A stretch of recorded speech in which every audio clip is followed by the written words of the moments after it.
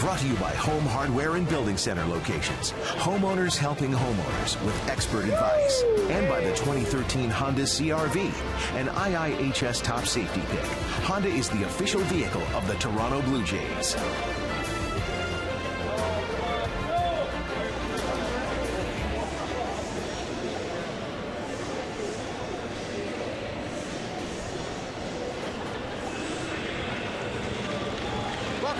Center. Brett Laurie is back with the team. He and Munenori Kawasaki get acquainted, getting all the fist bumps and bows and orders. Do I have to bow every time he does something? Yeah, you better do that. He's swinging a hot bat right now. Chicago, they lost the first game of this four-game series, 4-3 last night. Now it's time to take a look at their lineup. They have been outscored 35-23 on the road this season. Paul Konerko is in the fifth spot. He's the DH tonight, and he has been a clutch hitter, 6 for 15 with runners on. And you're going to get a look at Connor Gillespie, who came in the game as a pinch hitter last night. 4.29 average against right-handed pitching, and that's what he'll deal with tonight with Josh Johnson on the mound.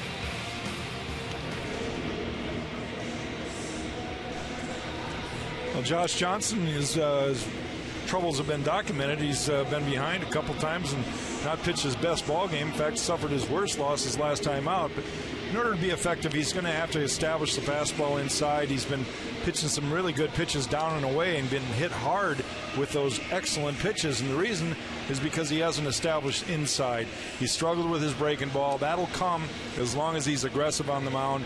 He needs to be able to do that tonight. I think he's going to do it too. I think he's going to have a good game tonight against the White Sox. Defensively for the Blue Jays, 5 straight errorless games for the Blue Jays. Cabrera, Rasmus, and for the second straight night in right field, Emilio Bonifacio.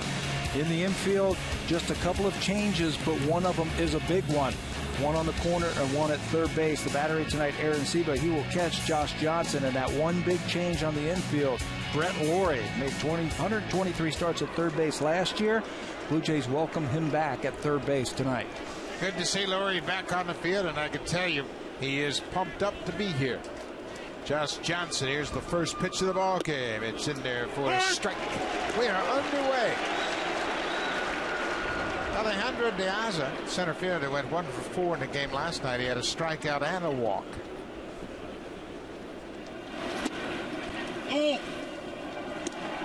Mentioned Josh Johnson, his shortest outing of his career last time out against the Tigers. He was the losing pitcher in an 11-1 Tiger win. Lasted just an inning and a third. And he well rested too. Well, there's the good sharp breaking ball, and you know that pitch is established by throwing the fastball away and then the fastball in. He can get the guys to chase as long as he's throwing strikes with the fastball. That was the one pitch that he said he did not have in that last start in frigid Detroit.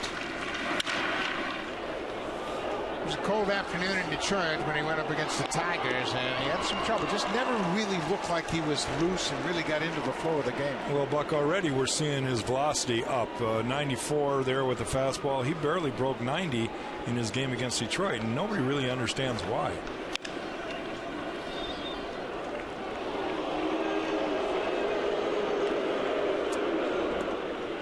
One and two on the leadoff man. Everything still has a tendency to be away. He's going to have to make a conscious effort to get some strikes on the inside part of the plate. Piazza strikes out. A good crisp slider right there.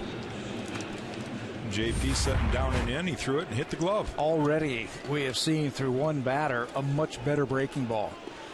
JP was telling us before the game that the slider is going to be very important, he thinks, tonight against the White Sox. Jeff Keppinger. Keppinger last night was the third baseman. Tonight he moves across the diamond. He's playing second. There's a good pitch. I'll take that all night long, even though it was called the ball. Keppinger, we mentioned, he was a thorn in the Blue Jays side last year. He had .425 against the Jays last season. Hits this ball high and deep to center. Rasmus back. Long run for Rasmus. He gets there. Boy, he's done a great job in center field early on in this season, giving good jumps and good reads, and he's running them down in center. He was playing very shallow against Jeff Keppinger, trying to take away the line drive base hit, but it is hit to his glove side. Watch where he is in this replay. Actually shading in the right field. He is shallow, but you're right. Takes a great read and a great route to that ball and runs it down. I think the route is the key. He seems to be able to run right to where the ball is going to land. Alex Rios, former Blue Jay. I think you're right on the money, Pat. You expected a good night from Johnson. Looks like he's brought the A game early on. It looks like he was throwing the way in spring training.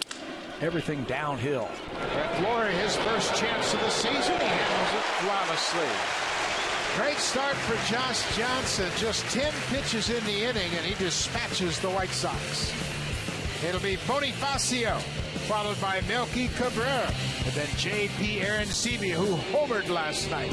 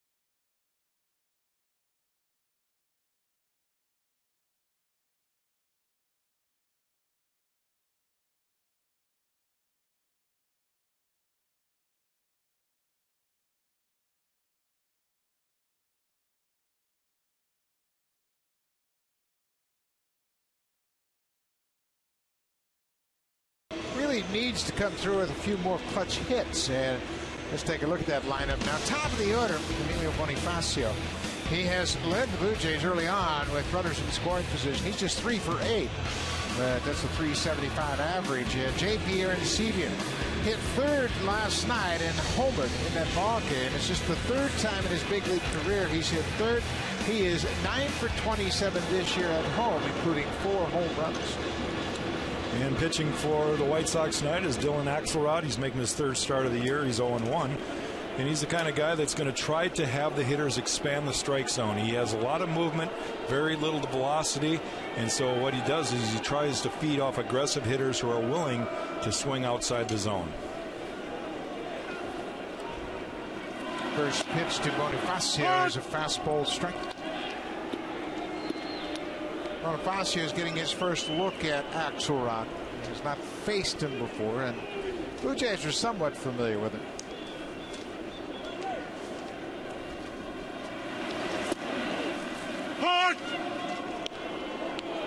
That's where he's got to live. Yeah, 2 well-placed pitches.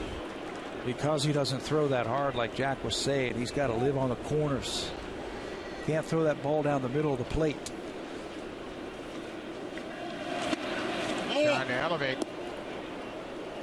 Catcher tonight is Hector Jimenez, and last night it was Tyler Flowers behind the plate. You can see the target by the catcher. Yep. He wanted him to chase that high fastball. Well, he's going to move it around a lot, and that's part of his game plan.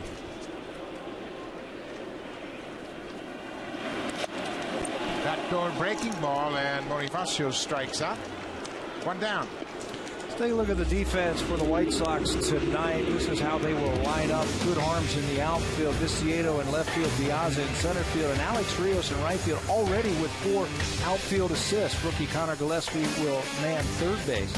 Ramirez, Keppinger, and Dunn finish up the infield. And he mentioned Jimenez behind the plate. This is just his 3rd start at catcher this year. And Ramirez, he's a good one. He has started and played all 13 games this year at shortstop for the White Sox. He's an Iron Man. He's the first shortstop since Ozzie Guillen to play 4 consecutive seasons of 135 or more games at short. Melky Cabrera Tried to check, and the appeal to third is called a strike. Tony Randazzo down at third. And you're right, if the Jays chase Axelrod, he will just expand the zone. Well, he's had a lot of success in the minor leagues doing that. Not so much up here at the big league level. But the Toronto Blue Jay hitters have to be disciplined and know that you can only swing inside the zone. 1-2. He's got a great slider. Very tight slider that he can spot. He's probably got more confidence in the slider than any pitch in his toolbox. Throws it right out of that same arm slot as his fastball, and that's what you want to get, a little deception to that hitter. That's ripped over Ramirez into center field.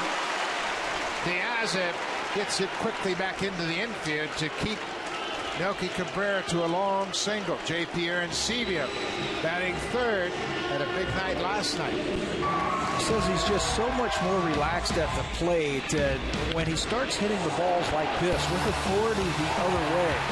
You got to figure that he is ready to just bust out. Feels like at times he's a little bit swing happy and he's not as patient as he should be. But right now that home run swing is starting to work for JP. 4 of them already. All coming right here at Rogers Center. Cabrera at first.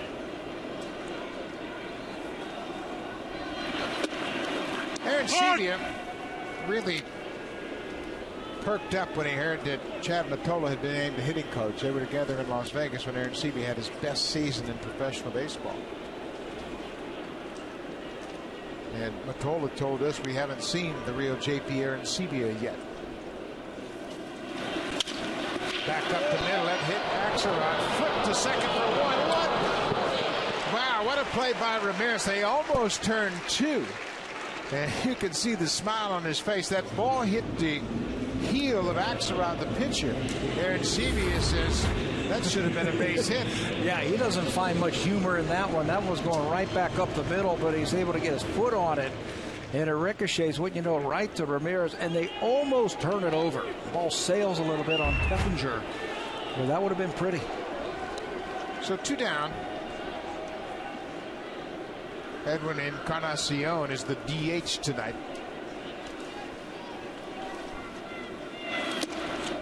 Edwin's starting to heat it up. He went 3 for 4 in the game last night.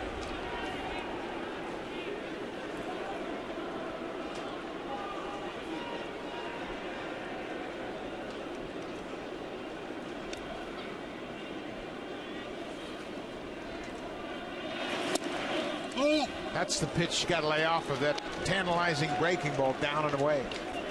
Well, he throws the fastball in off the plate so that he can get that pitch. When you don't have the kind of velocity to blow hitters away, you're going to have to make good pitches in the outer half, and the only way you're going to get away with them is throw a fastball in. Josh Johnson needs to do that more.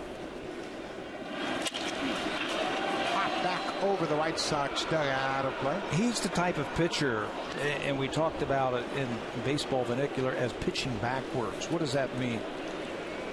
Well, you know, backwards, what it means really is you're throwing a fastball in a breaking ball situation, you're throwing a breaking ball in a fastball situation. And he's the kind of guy who has to do that, I think, to keep the hitters off balance. Off the plate. So hitters have to think like that when they're facing a guy like this. You have to think backwards. 2-0 count, you might get a slider. Yeah. 3-1, you might get a changeup or a curveball or a slider. So you have to think that way. There's a 3-1 changeup right here. Popped up again over near the White Sox dugout. Catcher's over there, Dunn's over there. Jimenez had a shot at it, reached over the railing, and you can see he was disappointed. He didn't make the catch. He got there in plenty of time. You know, it would have been an easier play for Adam Dunn to make that play. He's over there. He's got the bigger glove. He doesn't have to deal with all that equipment. Adam Dunn just starts to reach. He's called off. Watch it one more time. But Dunn gets over there. Looks like he was ready to reach for it. Called off by Jimenez, and then he misses it. But certainly a catchable ball. Yeah, you always want the first baseman to make the play if he can get there. It's an easier play for him. Full count, 2 outs. There goes the runner at first, and it's popped in the air. Diaz, the center fielder, is there. The Blue Jays are down in the first. They strand the base runner. It's scoreless after 1 here at Rogers Center.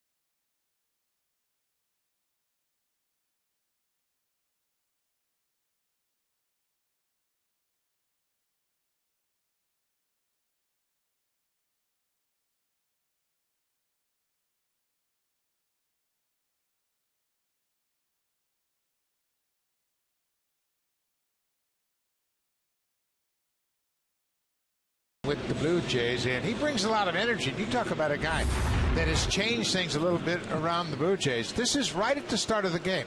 He bows to home plate, then he turns over and bows to the third base umpire. Mr. Umpire, good luck tonight.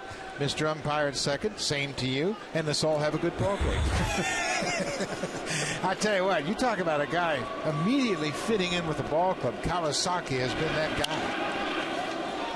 If only he would have more fun. Yeah, I was going to say, the one thing you can definitely say about him is he's having fun doing it. He came over here, and I think he understood his role. And, he says, I'm going to make the best of it. And the guys have really been drawn to him. Adam Dunn, a ball and a strike. When we see guys get base hits and start bowing to everybody, we'll know that he's affected the team. When you saw Brett Laurie asking, am I supposed to bow like this at the start of the game?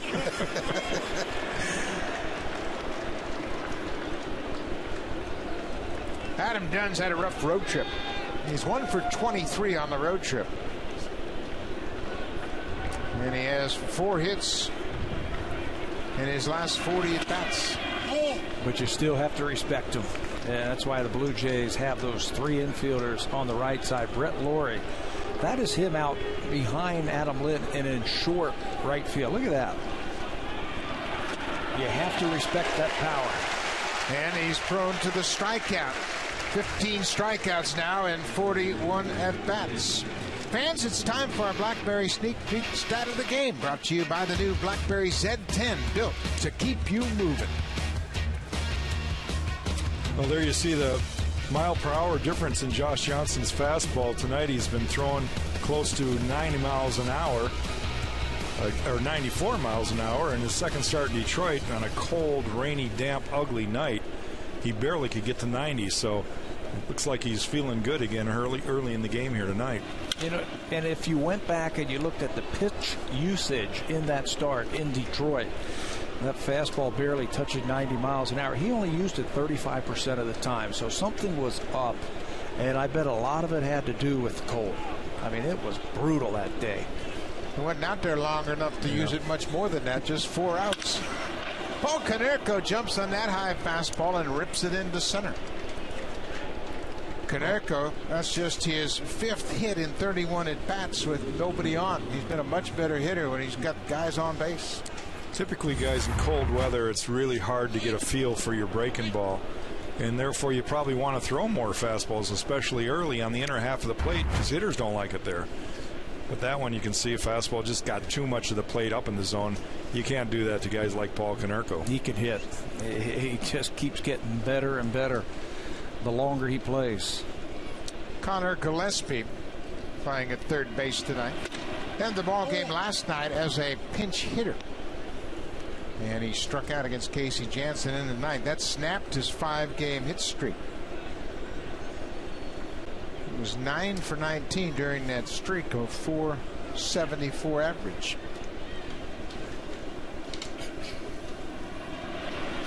He's got a little throwback to him, I think. Just saw him for that first time last night. He's a rookie, but no batting gloves. Like to get some dirt, mix it in with some of that pine tar. Look at that. That's old-time baseball right there. A throwback. He can hit. He's got a nice short swing.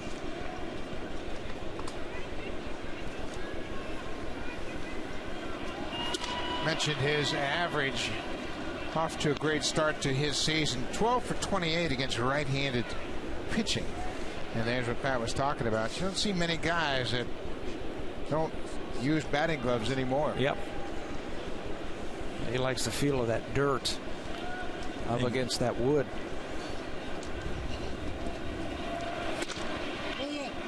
You can see the pitch tracks there. He's throwing everything away, and maybe he just doesn't have the confidence. He needs to throw the fastball in and then the breaking ball again in on the foot, because once the hitter sees the ball middle half in a fastball, then he'll swing over the top of that same pitch breaking ball. Gillespie takes a walk, so 2 reach with 1 out. A single to center, and now a 1-out walk. So that'll bring the left fielder to the plate, Dayan Viciedo. Had a good night last night. He went 3 for 4, drove in a run. He's starting to show signs that he's going to break out of a early season slumber. 4 for 19 on this road trip. And a lot of strikeouts too. He's been experimenting with a little bit of a leg kick, and he's working with that in spring training. And right now you catch him a little bit in between. Had a good at bat, I thought, last night, late in that game.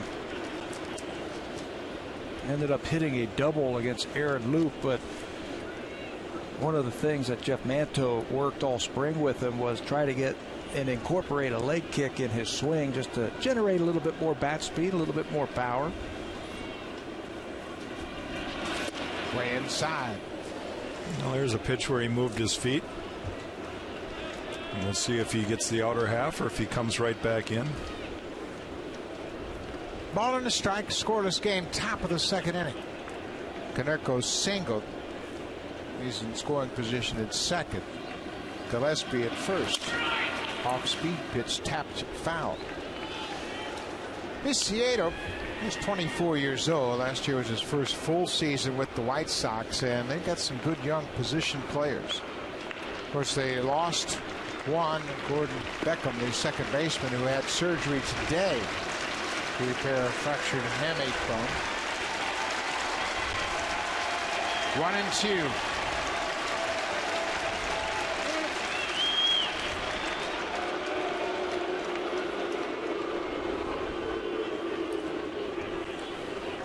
Josh got to be aware of Paul Konerko on second base. You remember that he let Miguel Cabrera steal third without taking a peek at him. Ball in the dirt. It's 2-2. And Konerko probably runs as well, if not better, than Cabrera does.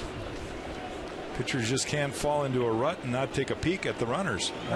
In his last start, he threw just 7 pitches and got 2 outs in the first inning, and then he walked Cabrera, walked Fielder, and then Cabrera stole third. That set up that run in the first. That's a good pitch right in on the hands of Viciedo. A little bit tardy on that one. Be a lot of guys tardy when you throw it that hard on the inner half. And you can see Viciedo not really feeling good. That ball stung his hands. He might have even broken his bat there. Breaking ball. He strikes out. That's 3 strikeouts already for Josh Johnson. Fans, if you want your baseball questions answered by our team of experts, email asktheexperts@sportsnet.ca. And then keep your eye out for the home hardware Ask the Expert segment later in the ball game. 2 down. Johnson trying to strand a pair of base runners here in the second. Shortstop Alexei Ramirez.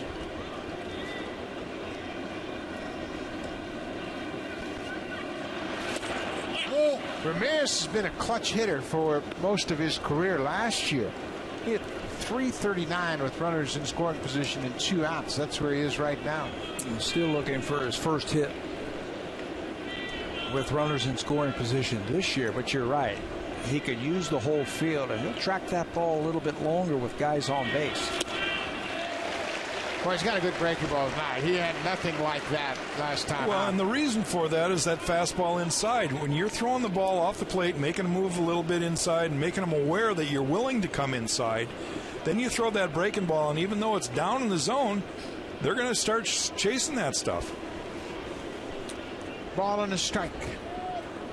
And try to go up this time. Wow. Tough pitch to take right there. Larry Manover is a veteran umpire, and you can see the velocity is good for Johnson tonight. This is what we saw most of the spring. Yep. He pitched like this in Philadelphia on the final exhibition game of the spring. Had a chance to go watch him in spring training towards the end and got right behind home plate. And he was really working downhill, meaning that ball was coming. He's 6'7". He throws right over the top, and he really creates a downward angle with that ball. One thing that I was really surprised about with Josh Johnson, first time seeing him, was his slider. It's good. Yeah, he's got a good hard slider. Tight breaking slider and a good curveball. 3 balls and a strike. Little looper into center. That's going to drop for a base hit. Rasmus is coming up throwing. Konerko stopped at third. Colby Rasmus, thought you mentioned he was playing shallow tonight, and that certainly saved Josh Johnson, at least for the time being. And the ball wasn't hit that hard, and he got to it quickly. He charges the ball, and on the turf, the ball's going to get quickly, and it's going to hop right up to you. Two-seamer right in on the hands, and it's muscled in the center field by Ramirez. Konerko's running on anything with 2 outs, and here comes Colby charging, and watch where he catches the ball right on his glove side, all in one motion, quickly getting the ball back into the infield. Dwayne Murphy is working with the outfielders, and he has good credentials. Konerko's at third, Gillespie at second, and Ramirez at first, and there's the first rip by Hector Jimenez. Hector Jimenez is the catcher. Jimenez is a veteran that's been around, and he's providing some backup here. Last year, Tyler Flowers was the backup catcher to A.J. Pierzynski.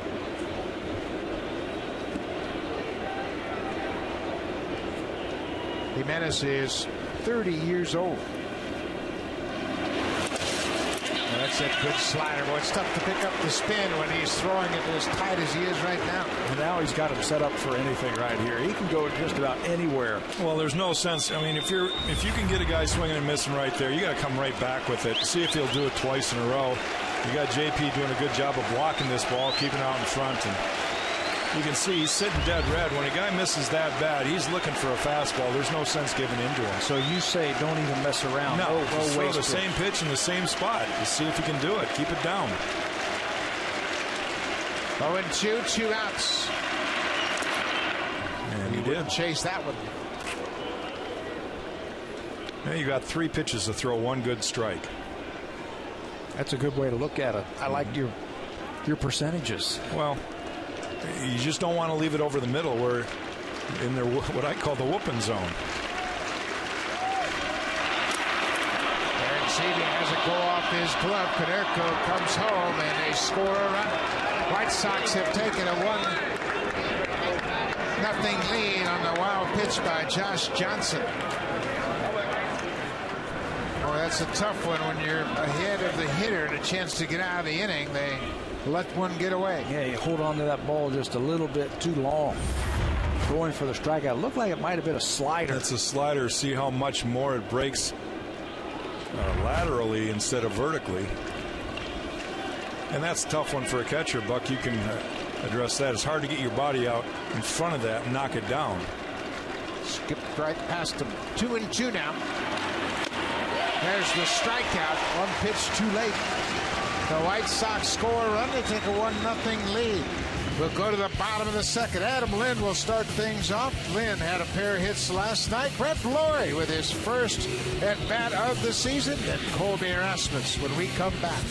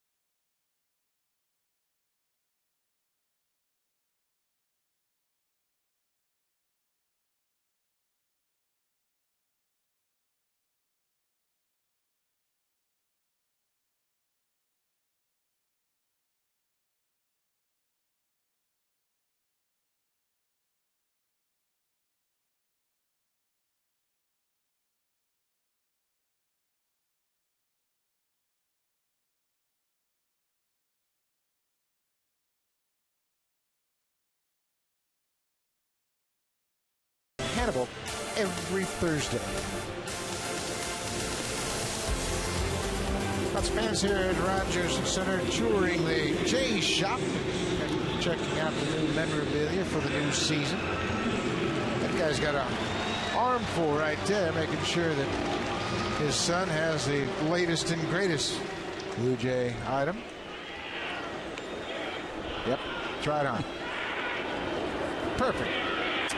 Jose Reyes has been on the bench last couple of nights, and he's got that million megawatt smile, even though he's on the DL with that bad ankle. He got some good news about no surgery to that ankle.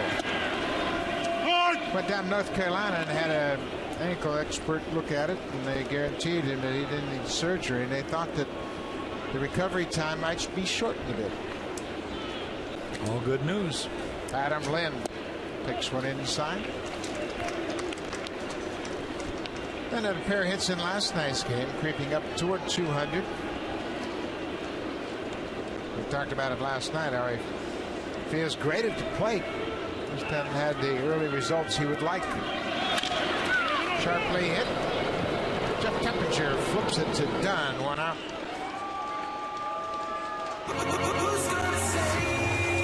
Third baseman, number 13, Brett Laurie.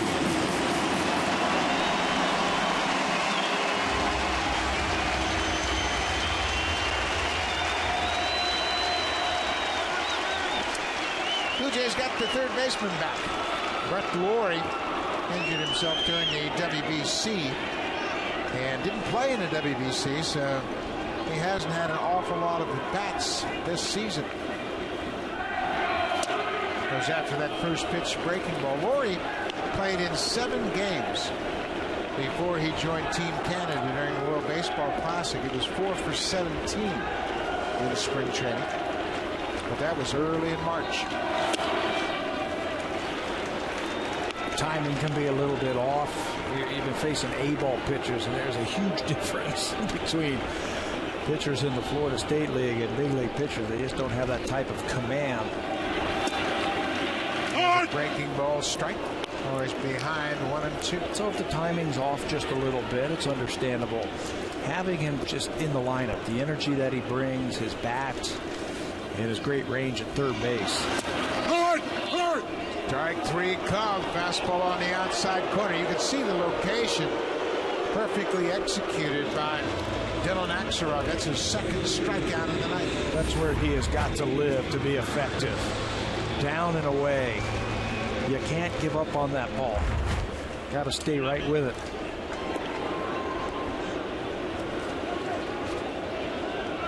Nothing you can do about that, Brett. Those were 3 pretty good pitches thrown at him. Yeah, he didn't split the heart of the plate on any one pitch. Colby Rasmus goes after the first pitch. Rasmus was 1 for 3 last night. He had a sharp double in the 8th inning off the left-hander Donnie Veal. Breaking ball. That's a pretty good pitch. Tough one to lay off of. Yeah, he knows exactly what the White Sox are going to try and do to him. He said they're going to throw breaking balls just off the plate, and they're going to try and elevate the fastball to him. He knows what they want to do. There's a good breaking ball. That looked like more of a curveball than the slider. Well, Colby's in a hole 1 and 2.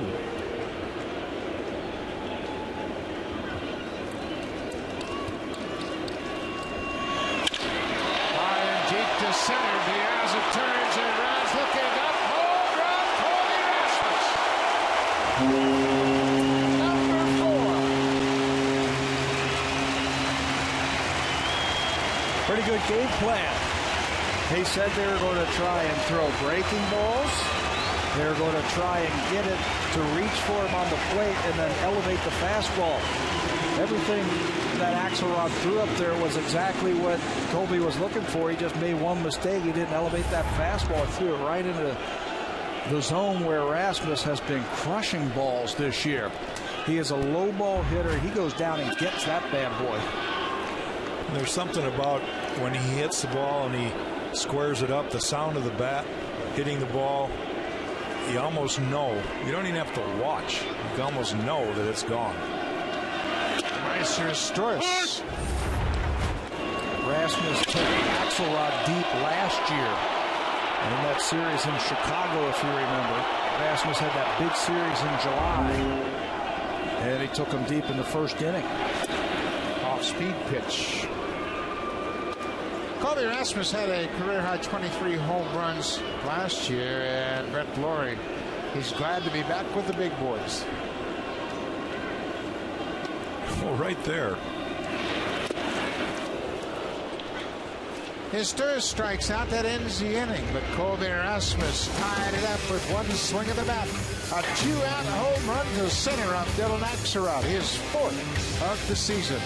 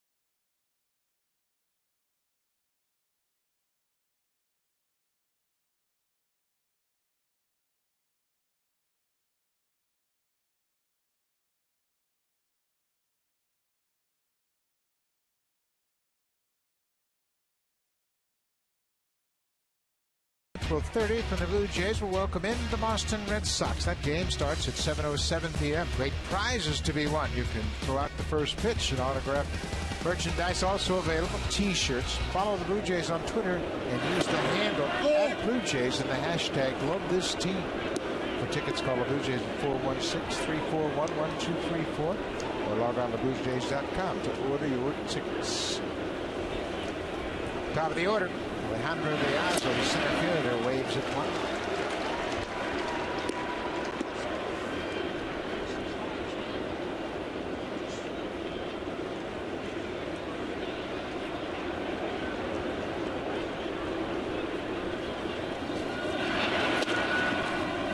strike. Diaz showed bunt. Takes pitch he thought was upstairs. It's 1-2.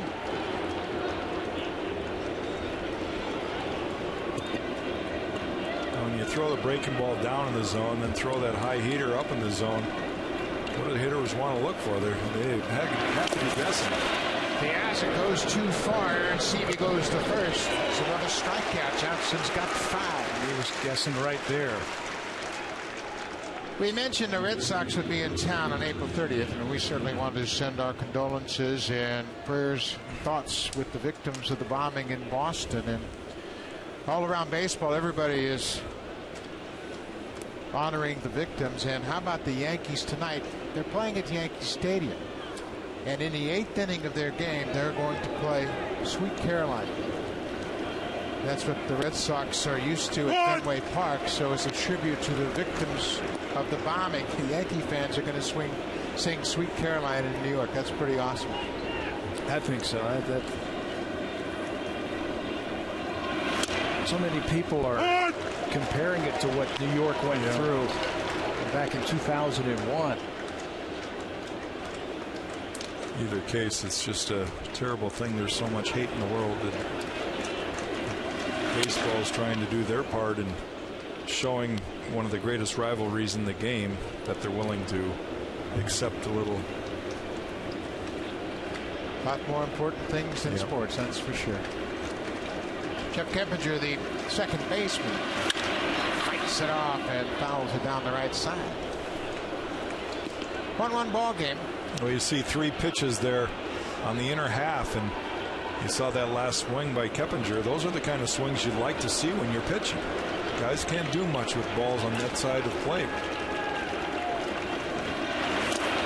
Then he chases the breaking ball down and away. Aaron Seavey, for a second time this inning, goes to first for the strikeout. That's 6 strikeouts now for Johnson.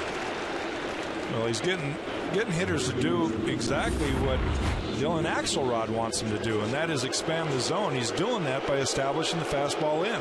Those are all breaking balls. He's throwing a lot of breaking balls down in the dirt, down away, back foot. And the reason he's getting all those big numbers is because of that fastball inside. You know, pitches got a lot more finish on it tonight than the last time we saw Josh Johnson pitching. Finish meaning that they're coming towards the plate, and about halfway there they dip out of the strike zone, but it fools the hitter. They've really got a little something extra on that curveball and that slider too. Alex Rios, a ball and a strike.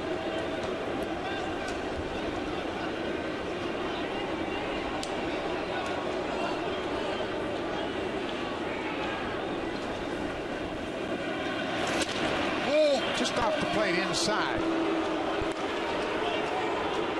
Well, that pitch serves a purpose other than just being a ball. Breaking ball, that's a fair ball down the left field line. It bounces off the wall. Cabrera over to get it, and he'll lob it back in as Rios has a 2-out double. That breaking ball right there is left up a little bit over the plate. Rios is the kind of guy that can extend his arms with a fastball in, even though he missed inside the previous pitch. If he could have doubled back up with it,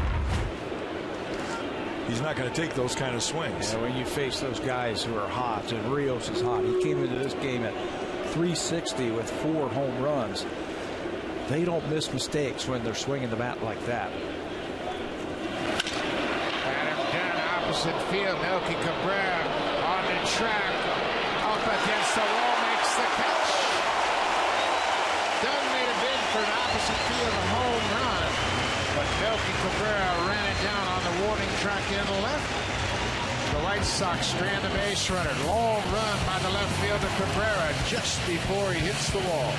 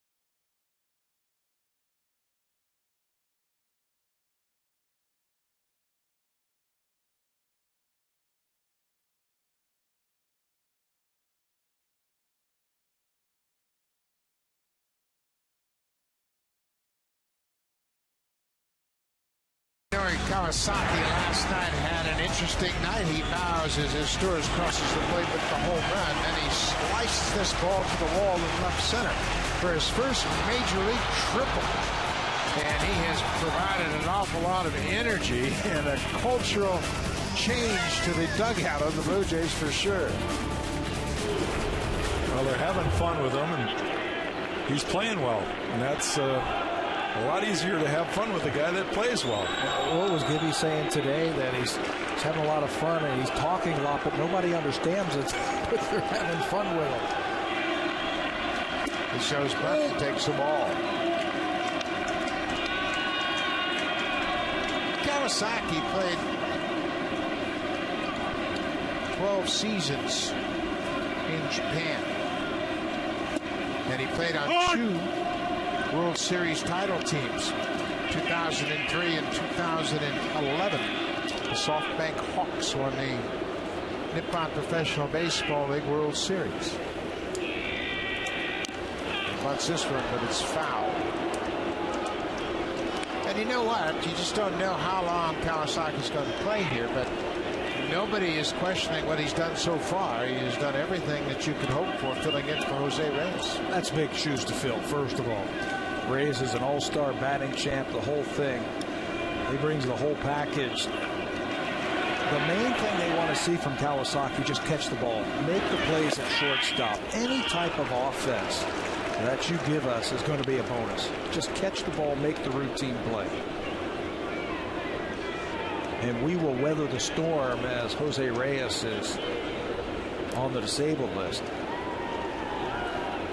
2-2. Hit on the ground. Keppinger to his right. Throws out Kawasaki. First out of the third.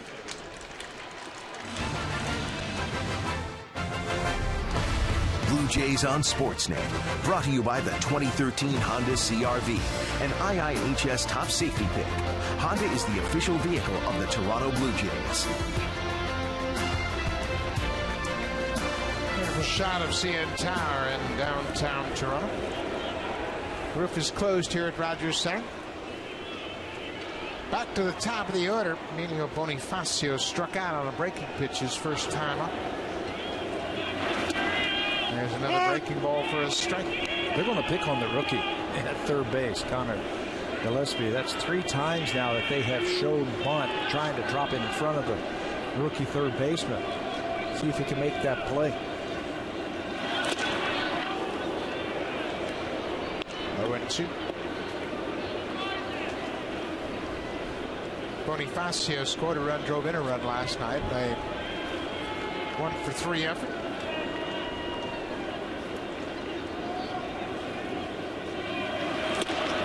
Up and in, he strikes out. 2 down. Let's check in with Jamie Campbell.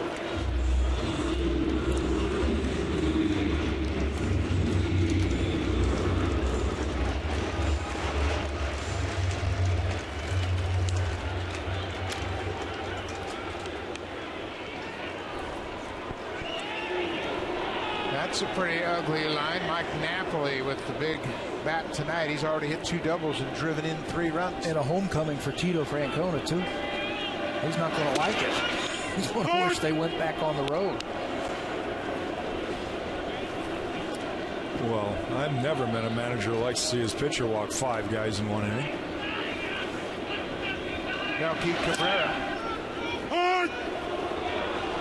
Puts the ball in a strike to Cabrera. 2 outs. John Gibbons, the manager, will join us from the dugout after this half inning. Oh, foul. 0-2. Cabrera was shut out last night. He had a sac fly, drove in a run. He also walked.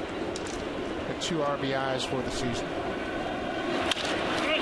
Goes up and gets that fastball and hooks it foul.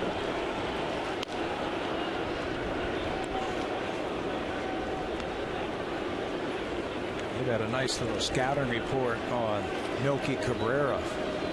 First 2 games in this series with 2 strikes, they've tried to go upstairs with a fastball. He was looking for that breaking ball.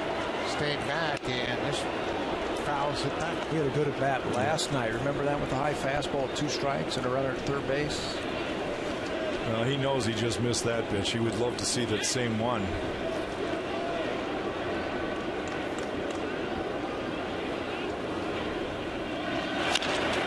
Little tapper on that breaking ball away. 1-1 ball game. We are in the bottom of the third. Another reminder, John Gibbons will join us after this half inning from the dugout. We'll get his take on the early innings of this ball game. That's the case every night, every Tuesday night when the Blue Jays are here at Rogers Center. Another 0-2 pitch. Pops straight back over the screen. Dylan Axelrod got his first major league win against the Blue Jays September 26, 2011. He started that game against Dustin McGowan. It was in Chicago, and Axelrod left with a 3-0 lead to pick up his first big league W. Might have broken his bat. Cabrera grounds out to second base. A quick inning for Dylan Axelrod. It's a 1-1 game. We'll go to the fourth. John Gibbons coming up.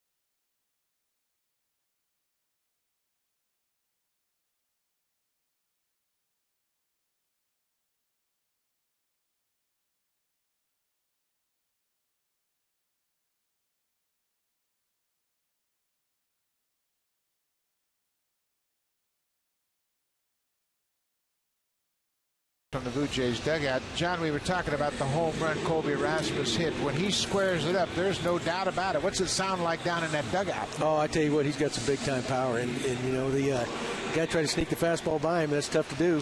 You know, you can't sneak a piece of cheese by the rat. You guys know how the saying goes. Josh Johnson seems to have his velocity up a little bit tonight, kind of like he did opening night here. Breaking ball seems a little bit sharper, or you see something any different there tonight? Yeah, you know, Jack, I thought he was forcing a little bit early, maybe overthrowing a little bit. I thought he looked much better that last inning, but he's got that good curveball. I think he needs to keep using that. But, you know, and Aaron Seaba's doing a pretty good job blocking the ball behind the plate. So I think he's going to settle in this inning. All right, John, thanks for your time. Okay, guys. We are in the top of the fourth inning. It'll be Konerko, Gillespie, and Viciedo. This is with that first pitch breaking ball. Konerko single to center to lead off the second. Came around to score on the wild pitch.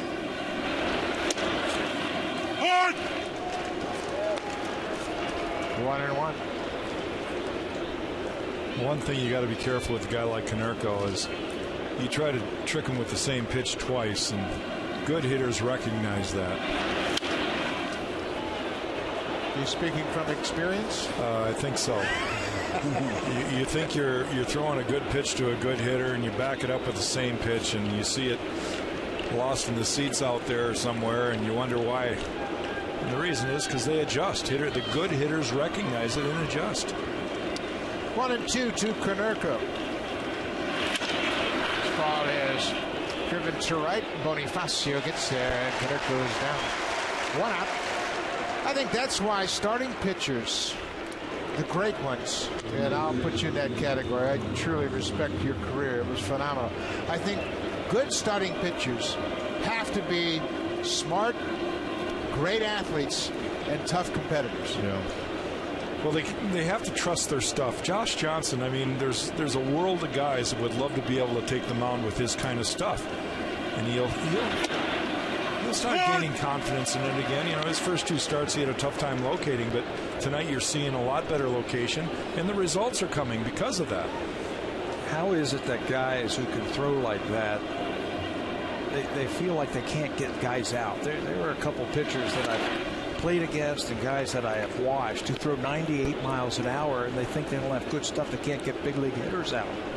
They tend to be falling behind in the counts, and that's my whole point. This game, we all know it, guys. We all know that it's 90% attitude in what you believe in yourself. Connor Gillespie hits it to Lind. He knocks it down. Johnson's there at first for the out. Hot shot, but Lind stayed in front of it and picks up the out. Finish up on it. I think it's just a matter of giving hitters too much credit, Tabby. Sometimes you got to realize the greatest hitters in the game get out 7 out of 10 times. So you got to just feed off of that and rely on a good defense right there. Nice job by Lind to take care of that hot smash. Might have got a little bit of that bare hand on the left side. Fielder Viciedo. Look at the range from Lloyd. Good to have him back at third. Quick inning for Josh Johnson. Just 8 pitches in before that gets him back in line.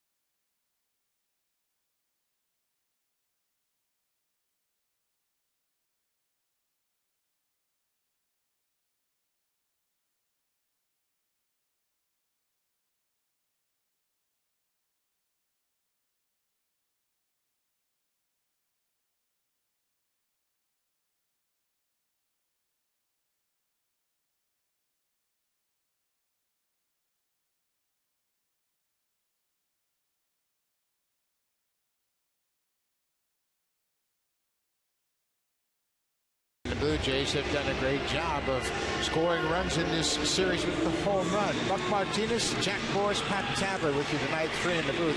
And Pat, the Blue Jays have now hit 14 home runs at Rogers Center in just 8 games, and this is really becoming a homer dome for them. Well, they've always been known to hit a lot of home runs in this ballpark. They're getting the ball up in the air. That's the most important thing when you're trying to hit home runs. Get the ball up in the air. And think about it. Jose Bautista now has missed 5 games this year. JP Arancibia hit a home run last night, and Josh Johnson's off to a pretty good start as well. That's a good sign for the Blue Jays. Yeah, he's starting to feel it, and this is the way he pitched in the spring. Maybe even better breaking ball tonight than we even saw all of spring, but he's coming at the hitters. He's aggressive. That last out is something that makes me smile because he just ate up Viciedo with a fastball in there. And you got Brett Laurie, like you say, covering ground over there. A little difference there. You know, we haven't had the entire lineup that John Gibbons envisioned leaving spring training in the game yet. And you're not going to have it until maybe the All-Star break, with Reyes being out. That last pitch, Buck, he almost came out of his chair. Did you see him? He got so fired up about that fastball, sawing off Viciedo. 3-0 to Arancibia. There's your strike. In the meantime, Dylan Axelrod is doing his part. He's hitting his spots very, very well, and not centering any balls in the middle of the plate hardly. That's off the end of the bat. That's going to sneak through the infield into center.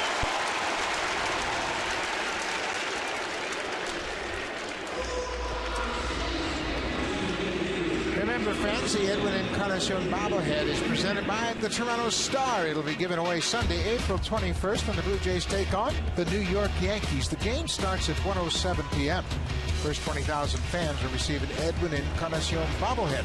For tickets, call the Blue Jays at 416-341-1234. Or you can always log on to BlueJays.com to pick up your Blue Jay tickets.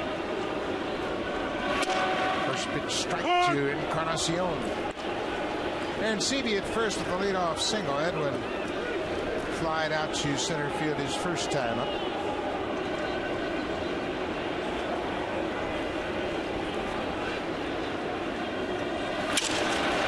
That shatters, and Arancibia's in no man's land. He's going to get forced to second. Keppinger kind of got in between. There was a chance that they could get two with Arancibia right there in between, but all they can get is the lead runner, and that keeps the double play in order. Looking out over the plate from this pitch, this looks like a two-seamer that just eats up Edwin right in on his hands, and the bat shatters. Now the base runner, you're right, Arancibia, there's nowhere to go right there. He's got to make sure that that ball goes down. Watch JP get a secondary lead, start to take off and say, wait a minute, if he catches that, that's a double play. Does the right thing. Edwin exchanges places with him. And that's what can happen with a good inside fastball right there. Especially to guys that love to extend their hands. Lynn grounded out sharply to the second baseman his first time up. This time not so sharply. Keppinger to second, and that's all they'll get. Both of those plays, ball will not hit that well. Keppinger can only get one on both plays, but now they're two down.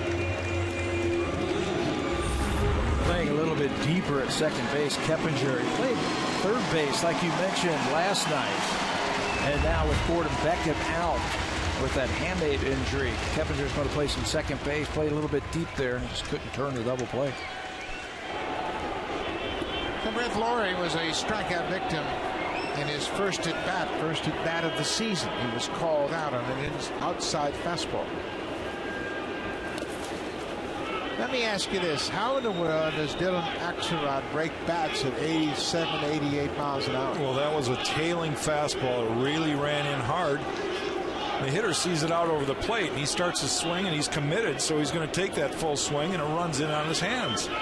And it does not hit the sweet part of the bat. It's right off the label, and they can break in half easy. Ripped to left field and caught by Ramirez. He got it before it got to left field.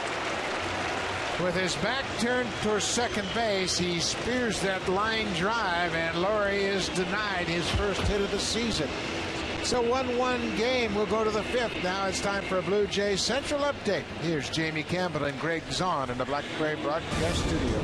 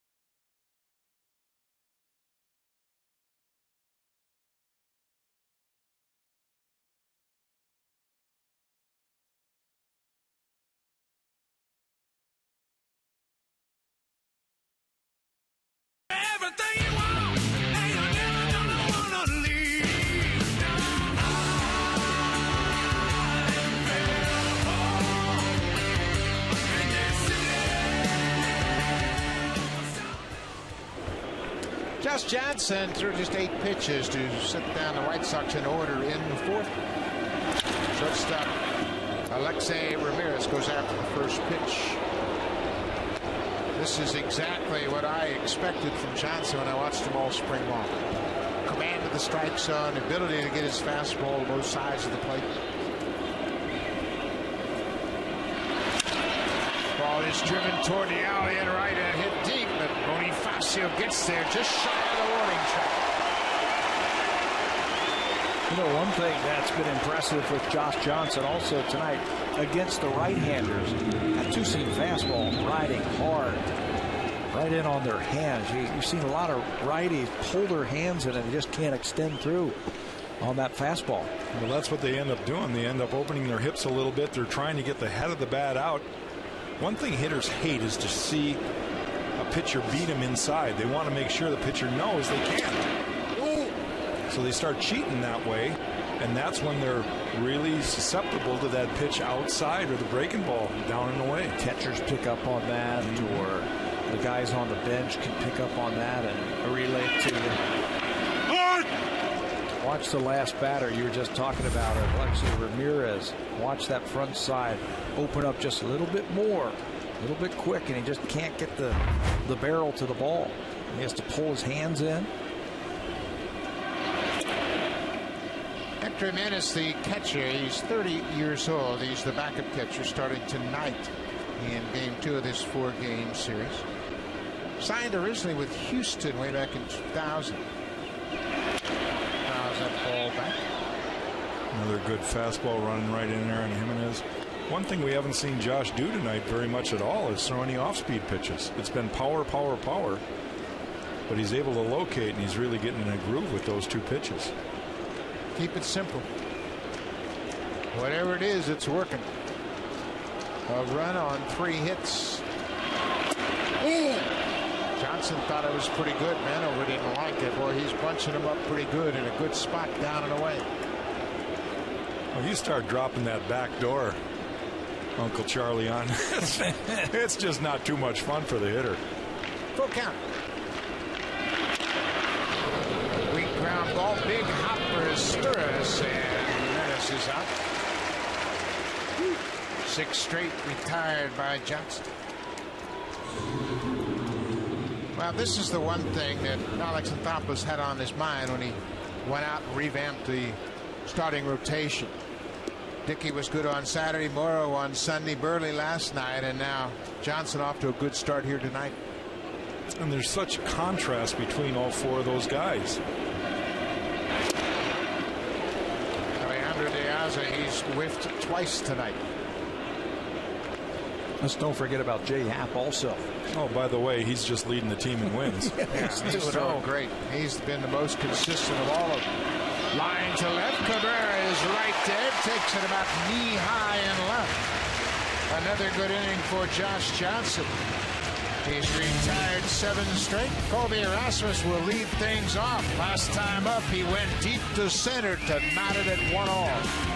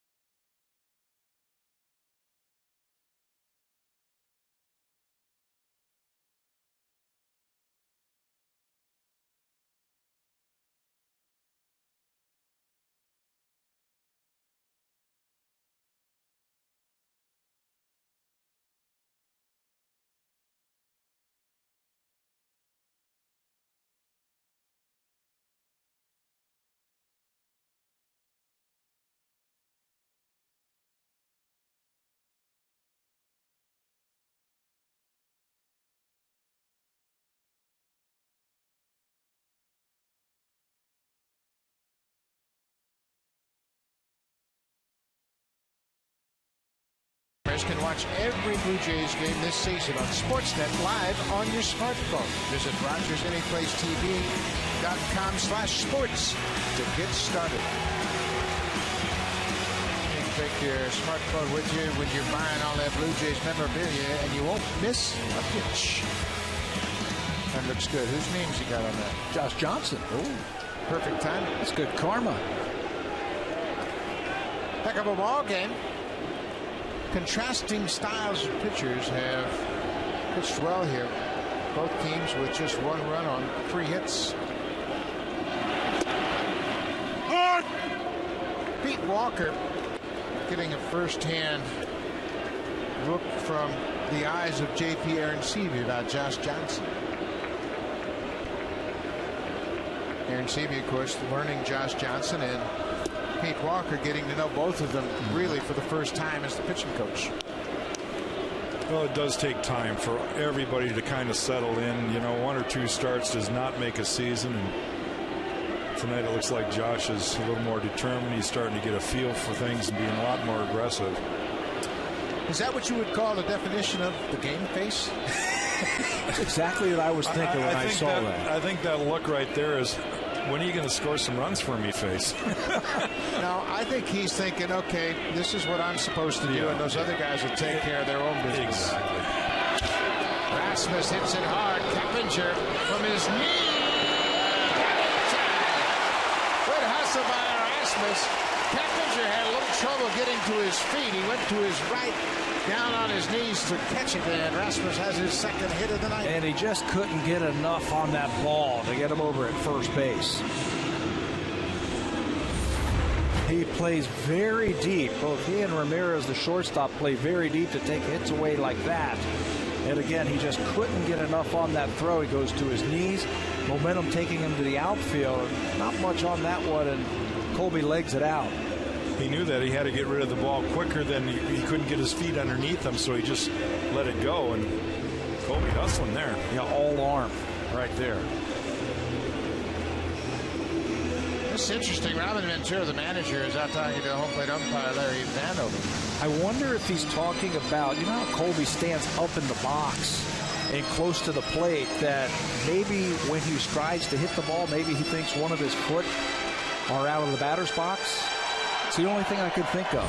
Yeah, and take a look at Rasmus, how he strides and hits that ball, and his foot is on the line. And as long as you're touching the line, you're in the batter's box. Any kind of contact with that batter's box. It can be your heel. It doesn't matter where. It doesn't matter what it is, as long as there's contact with any part of that batter's box. I guarantee you that's what he was talking about, that he is out of the batter's box when he makes contact with that ball. It's worth a shot. You don't say anything when they make outs. Yeah. You only say it when they get base hits. They were waiting for that opportunity. Ripped right to Dunn, and Ventura doesn't have to worry about it now. Rasmus is doubled up on the liner. Esturris hit it hard, but right to the first baseman, and nothing Rasmus could do as a base runner to avoid that. Boy, that ball, you can't hit a ball any harder than Meiser Esturris did right there. No chance for the base runner either. That ball is bam, bam, and over. Dunn had one go off his glove last night in the first inning for a double. That time he made sure he snared it and turned it into 2.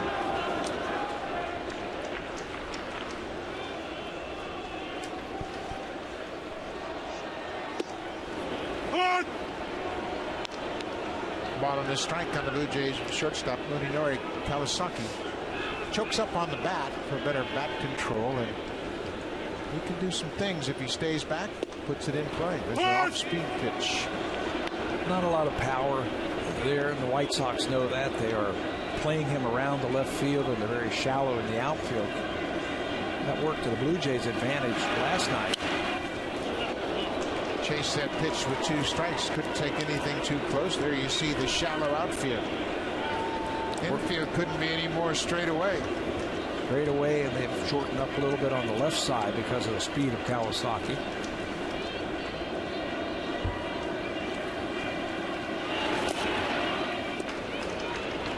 But again, that worked to the Blue Jays' advantage last night when he hit that triple. balls hit into the gaps, and the outfielders couldn't cut the ball off, and went all the way around to third base and scored on a sacrifice fly.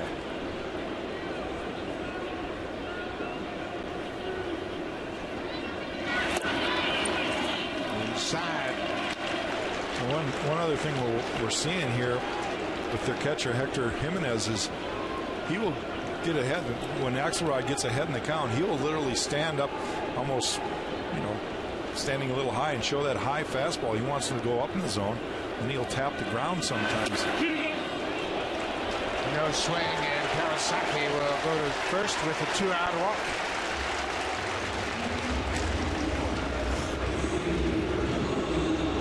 You see right here, he's going to touch the plate. He's pointing to the ground right there, and then he touches, keep it down, keep it down. And he does. He's pretty much showing him, look, I'll block the ball. Just make sure you keep it down. You know what? That can work against him, too, because the guy on deck can see that. Sure. When he's standing up, and he'll say your first name for a breaking ball, or he'll say your last name for a fastball. I mean, you're giving away pitches when you're that animated. Yeah, there's guys that like to hear it, and there's guys that don't want to hear it. Because if they miss or they cross them up, then they're angry at themselves because they're looking in a certain zone. I think at this point, Jimenez just wants to make sure Axelrod executes his pitch. This is more about pitcher and catcher working together than it is about worrying about, especially with nobody on base. Let's go right after him and make sure you throw the ball off the plate. Kawasaki has a stolen base. He was a good base stealer. In fact, led the Japanese league in steals a couple of different seasons. Got a big lead now.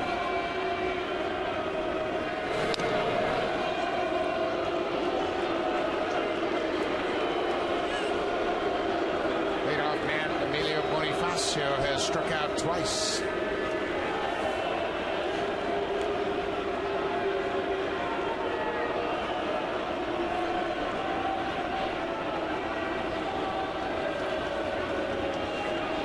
There goes Kawasaki to pitch this upstairs and throw to second in plenty of time.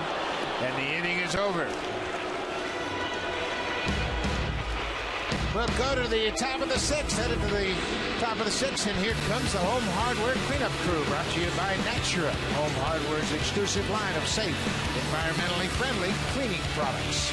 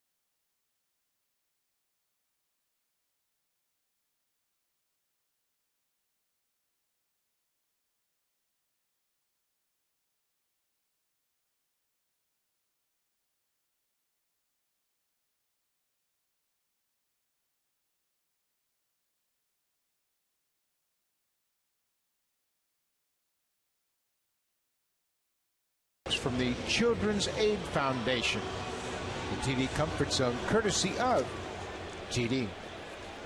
Welcome to Rogers Center, and you've been entertained by a couple of very impressive pitchers. Only 7 hits in the ball game in total, and just 2 runs each club with a run. So we'll go to the top of the 6th. The 2-3-4 for the White Sox. Jeff Keppinger, the second baseman, takes his strike.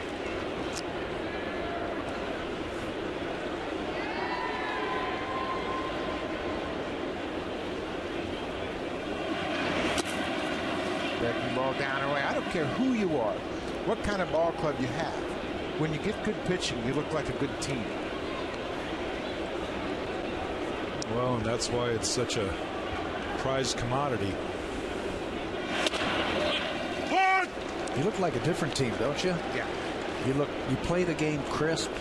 I think what happens is you get a good pitcher on the mound, and the defense is sharper. They're on their toes. They're more into the game. They're more apt to go out there and put some good swings on offensively. Everything is in a plus when you have a guy throwing the ball and really getting ahead in counts, keeping them off getting the guys back in the dugout quickly. Just brings the whole team up, and that's when you get onto those nice winning streaks. Pitcher strikes out for a second time. That's 7 for Josh Johnson. 1 out. Let's check in with Jamie Campbell.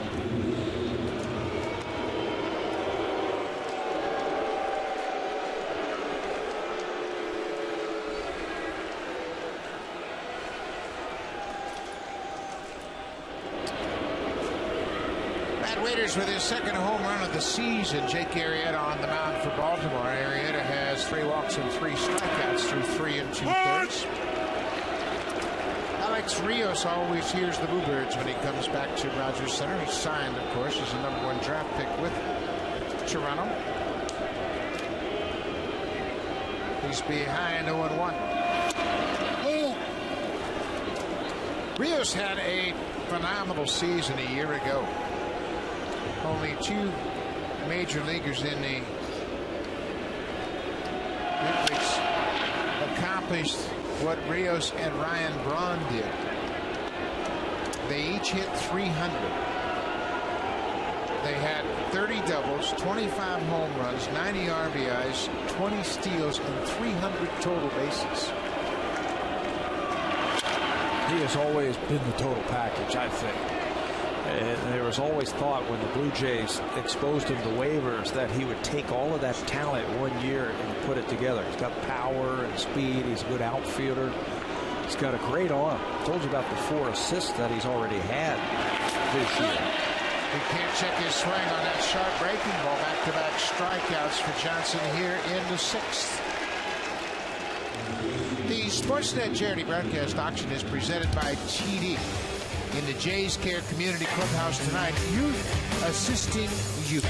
The Jays Care Clubhouse always welcoming in great organizations that help out the kids. It's part of the Sportsnet charity broadcast auction. You can make a donation of $50 or more to the Jays Care Foundation before April 24th, and you will be entered into the all-access contest. It's an opportunity to throw out the ceremonial first pitch before a Blue Jays game. You can have a batting practice visit, meet and greet with John Gibbons. For more information, log on to bluejays.com/broadcast auction.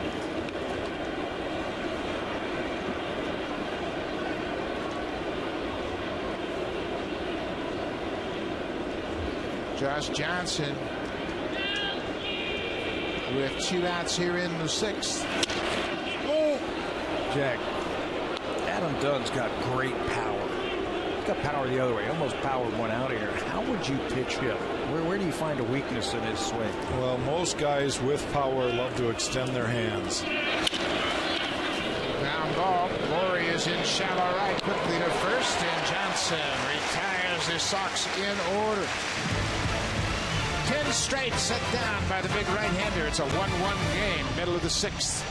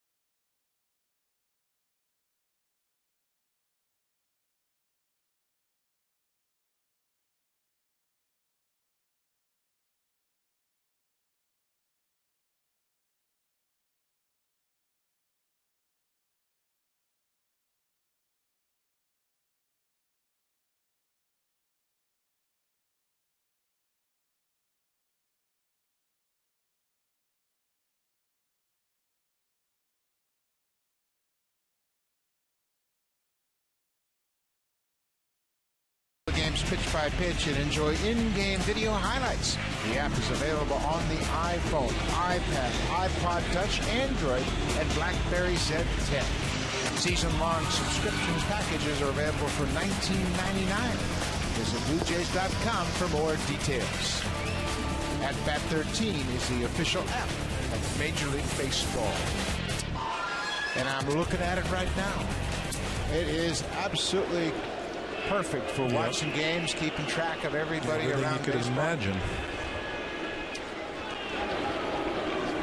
Emilio Bonifacio bunts foul on the first pitch. Bonifacio was at the plate when Kawasaki was thrown out to end the bottom of the fifth. Both managers have to be pleased with their pitchers tonight. Both working into the sixth inning.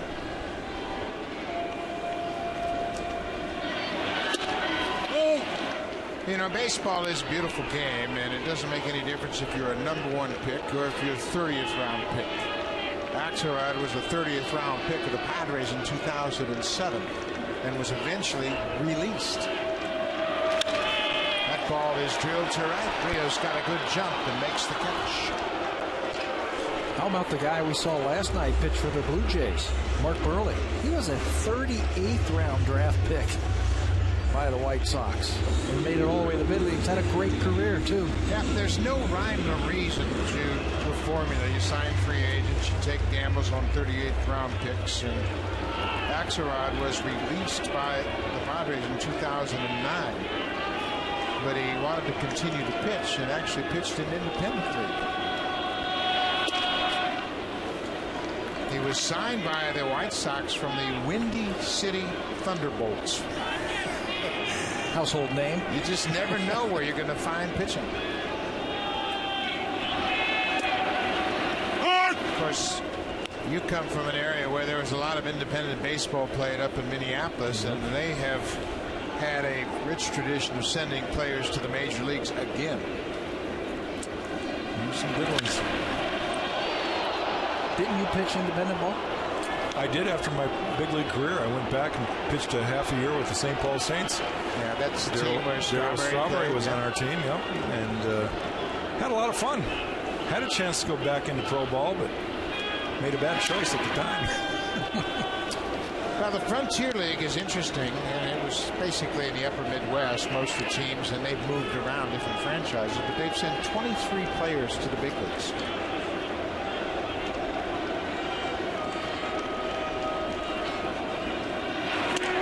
Some of those players include Brendan Donnelly, who won a World Series with the Angels in 2002. George Sherrill, who later on became an All-Star. Chris Jakubauskas, who came up to the big leagues with the Mariners.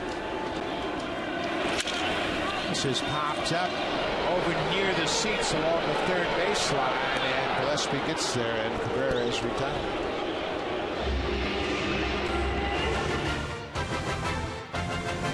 The 2013 Honda CR-V, an IIHS top safety pick. Honda is the official vehicle of the Toronto Blue Jays. Perfect setup, father and son at Rogers Center, taking in a Blue Jays game. Can't ask for better than that. Throw in a little ice cream and you're got it made. Now all they need is a Blue Jay win. That's what they came here for. JP Arancibia, he can do it with one swing of the bat. Got a home run in last night's game. That tied it up at 2-2 in the first.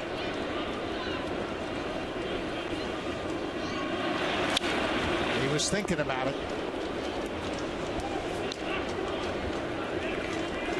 He was telling me today that he's got to trust his hands. He thinks that there's more in there, a higher batting average if he can trust his hands just a little bit more. We saw the power the other way. Got a hanger, but fouled it back. The ball backed up on him and kind of tied him up. And that's the pitch where he says he's got to trust his hands. That pitch on the inside part of the plate. He feels at times that he's a little bit too slow and he gets jammed where he takes it. That time he was all over it. Bottom of the sixth inning. A 1-1 game. Driven to right center and deep. Piazza looking up. J.P. Arancibia, home run. Just about the same spot he hit it last night. Last night it bounced off the top of the wall and out of the ballpark. Tonight he clears it. On a line, too.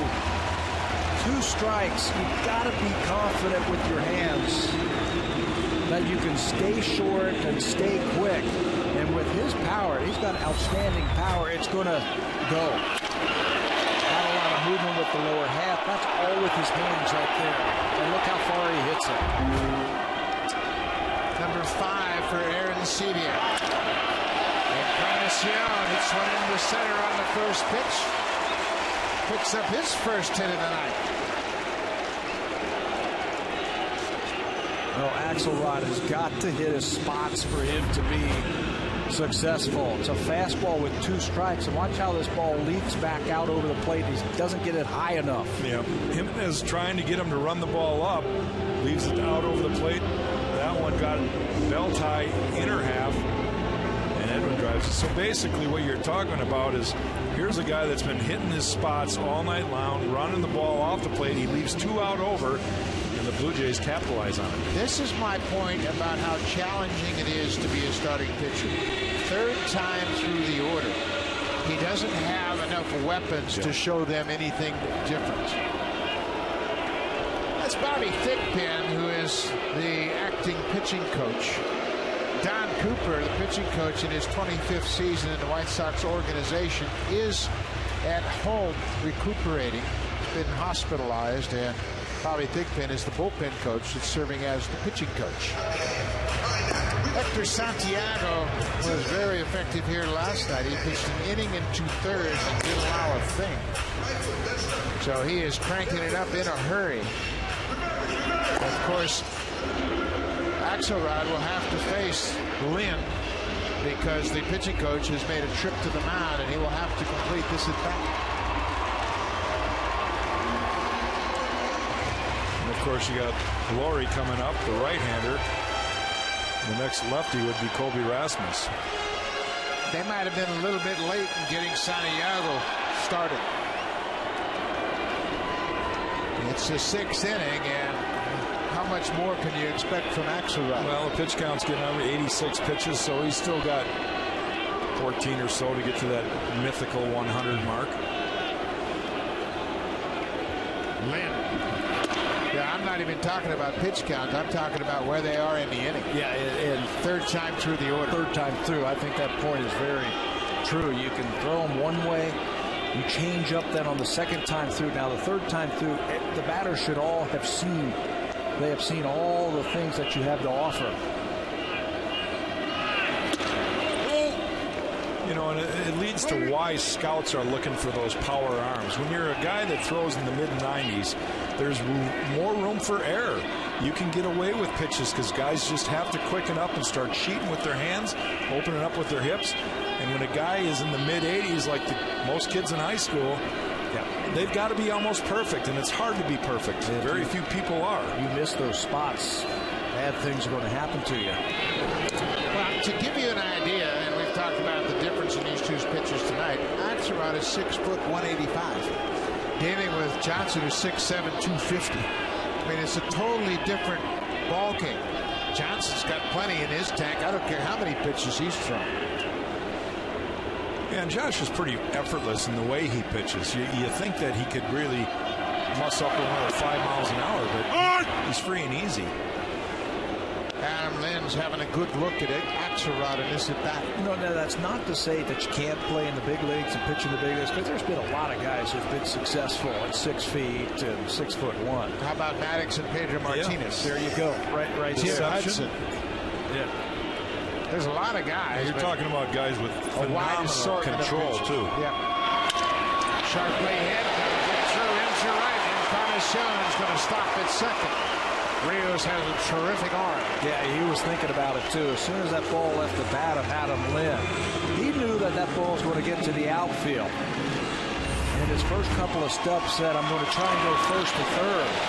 but it's very quick. You see he takes one more look over his right shoulder to see where Rios is, and he was going to be out at third, so he wisely stops.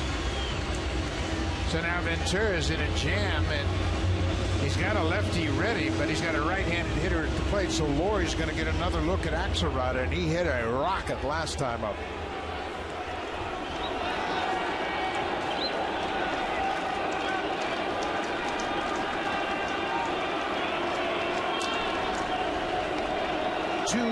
Jays, and Axelrod wants to talk things over.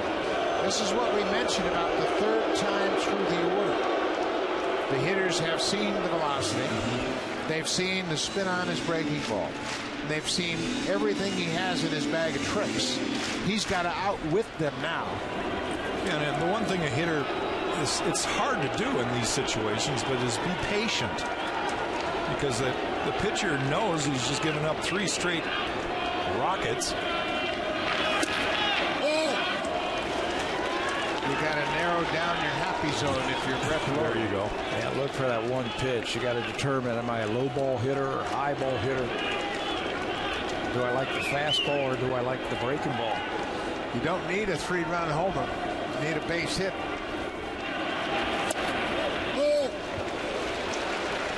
But nobody will look down their nose at a 3-run homer. We'll take it. We'll get the fans fired up.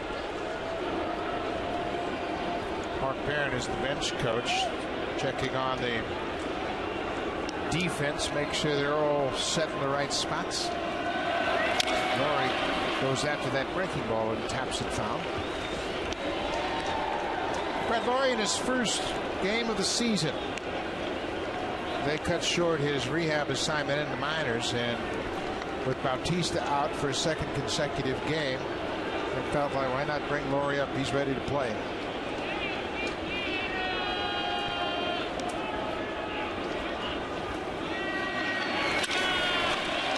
Hit to third. Gillespie bobbles it, but stays with it in time to get Lind at second.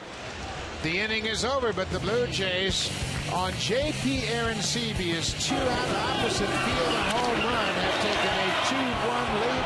Home run number 5 for J.P.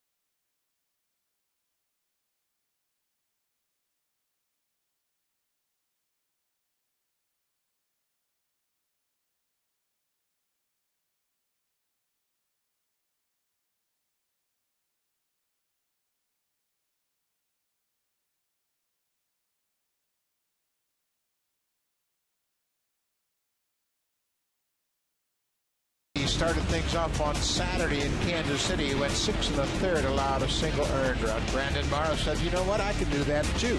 Sunday, 6 innings, 2 runs against the Royals, and then Mark Burley against his former team was good last night. And how about Johnson?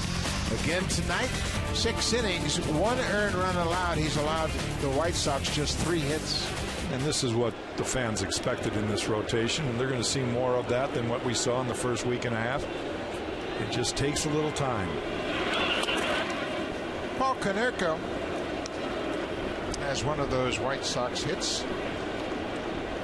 Dunn doubled, Konerko singled, and Ramirez singled. That's it. Johnson has retired 10 straight. And if not for that wild pitch, he'd be throwing a shutout right now.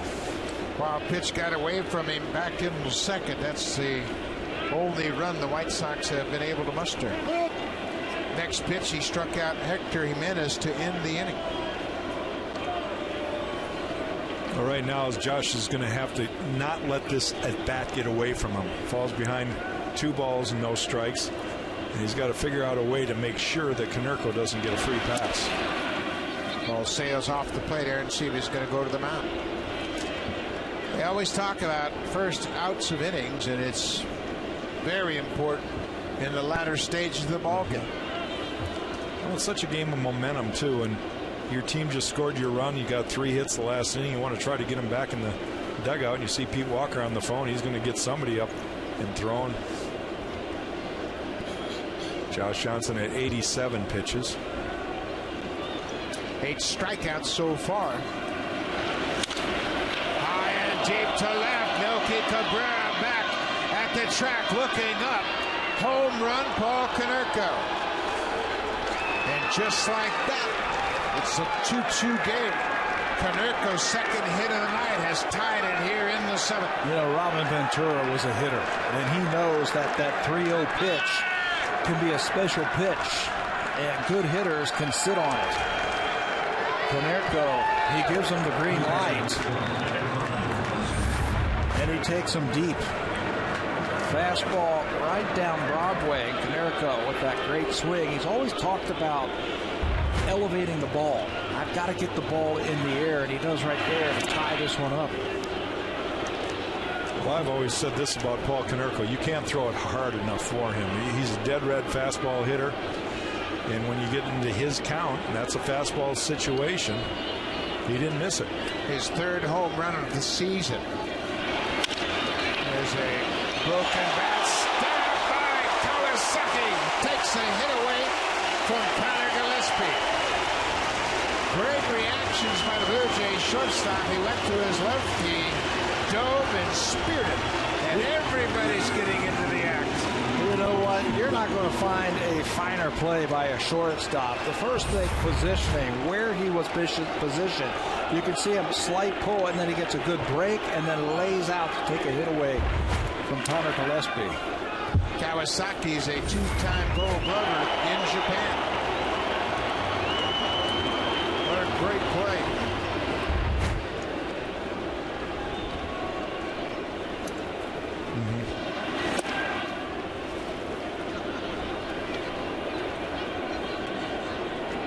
Diane Viciedo.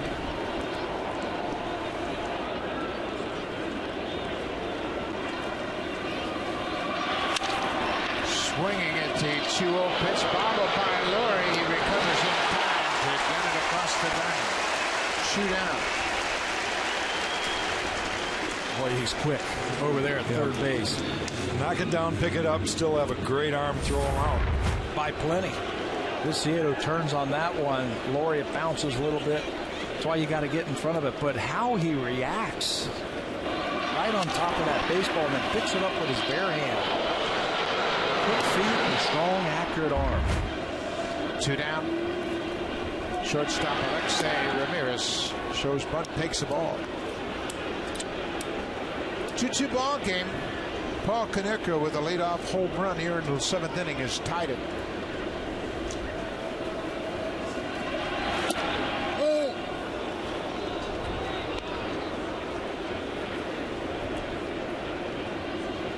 Steve Delamar starting to loosen up in the Blue Jays pen.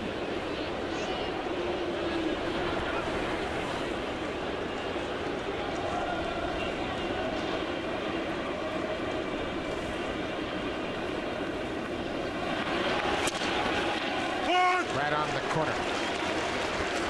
2-1. Johnson's velocity has stayed pretty consistent here into the 7th. Pull that ball down and away.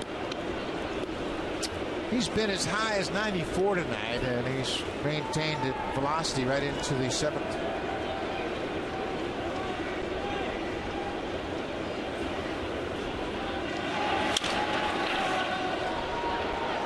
full count. Well, last at bat he was pitching Ramirez on the inner half, and now this at bat he's pitching him away, not staying with the same pattern. That's one thing that a pitcher has to remind himself of also, because hitters will start looking and cheating. Staying away from that power. Pulled foul. He went with a breaking ball on the 3-2 pitch. You know, I've talked to so many scouts that say the reason pitchers today are throwing away so much is they're willing to give up the home run. They can accept the home run the opposite way, but they have a tough time accepting the ball that doesn't get in and it's hit to left field if you're a right-hander. To me, I don't buy into it. It's not. He didn't bite, huh? Breaking ball is ball forward to Ramirez. A home run's a home run, isn't it? But I literally had scouts tell me that they you know, the philosophy is you pitch away and you're not going to give up as many home runs because guys can't go the other way. Well, I tend to disagree because the good hitters today are stronger, faster, bigger. Absolutely. I don't buy any of that. I just think pitchers have gotten away from pitching inside because they have grown up in the aluminum bat era. They didn't know how to break a bat until they got into professional ball, and you thrived by pitching inside and breaking bats and sawing people off. Well, the whole generation did, and then the generation before that. It's the way the game was played for 100 years. Hector Menace, the catcher, 0 for 2, and you got to keep your eye on Ramirez. He can steal a bag.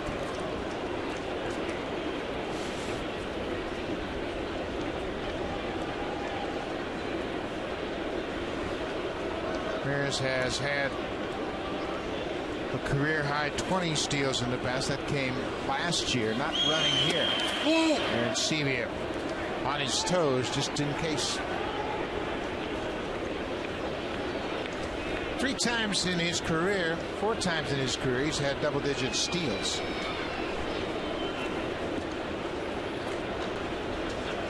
Ball on a strike.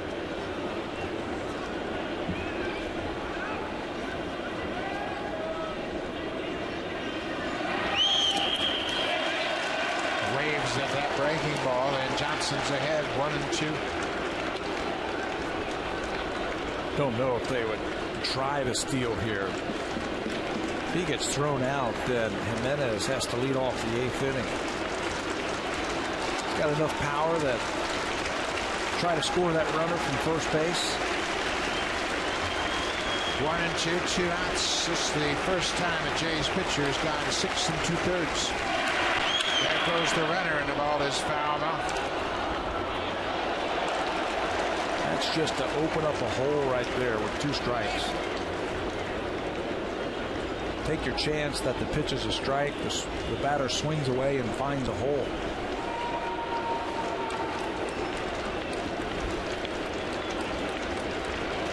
Ramirez with a walking lead off first, not running. Ball's in the dirt.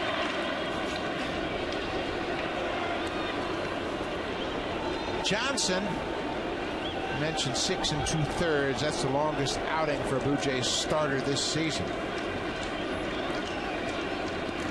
Well, Gibby just trying to get him through this inning right here. More than likely this will be it if he can keep him from scoring, get through this inning.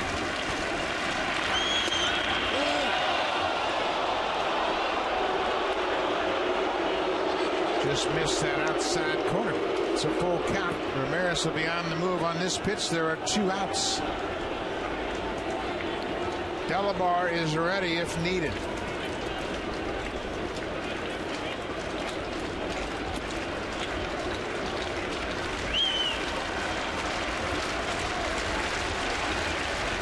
There goes the runner. Driven to left. Cabrera has a bead on it. Camps under it, makes the catch, and the inning is over. Johnson goes 7 innings. Konerko ties it up with a leadoff home run, and Munenori Kawasaki takes a hit away from Connor Gillespie. We'll go to the bottom of the 7th. It's 2-2.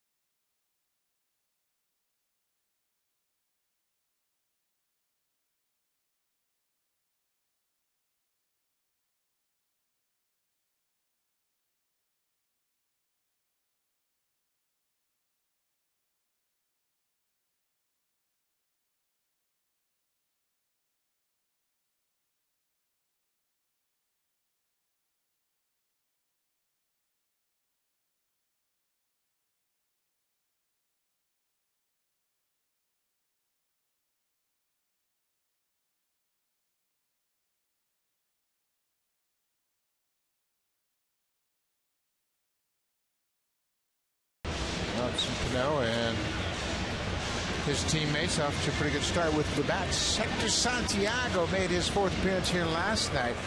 He got 5 outs, faced just 4 batters. He got a double play to end the 5th inning and then retired the Blue Jays in order in the 6th. He is on in relief of Dylan Axelrod. This is a good bullpen by the White Sox. They're second in the American League in ERA at just 1.79, and Santiago is also a leader in opponent's batting average.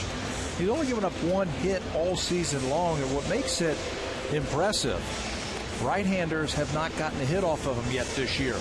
He's got a fastball, slider, and he turns that fastball over like a screwball. Well, Blue Jays are going to use a right-handed batter to start the inning. Colby Rasmus is lifted in favor of the pinch hitter, Rajay Davis. Love to get Davis aboard in this 2-2 game.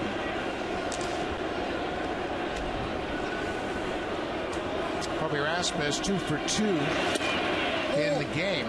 He homered in the 2nd, singled in the 5th, and gets a visit from the skipper in the break to let him know, hey, I'm going to pinch hit for you. And Rasmus says, okay, you're the skipper, man. Ball and a strike to Davis. Tried to check his swing and went around.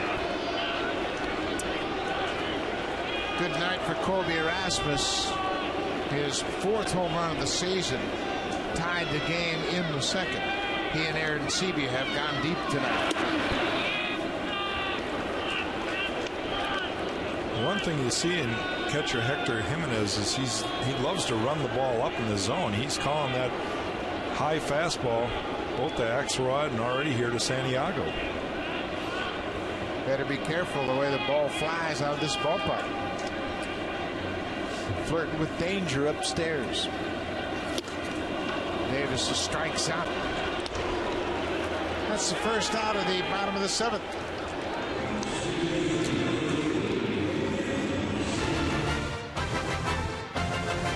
The 2013 Honda CR-V, an IIHS top safety pick. Honda is the official vehicle of the Toronto Blue Jays.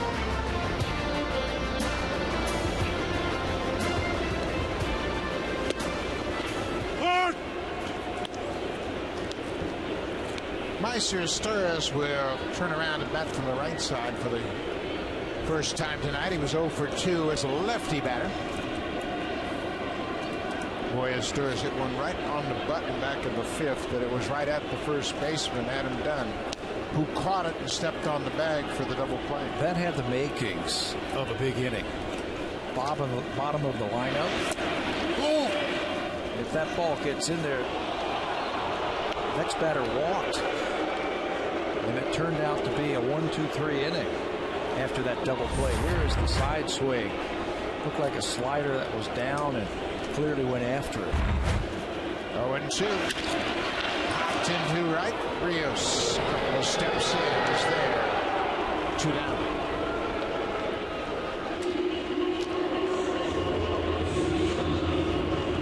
Santiago has retired every hitter he's faced in this series so far. He faced 4 last night.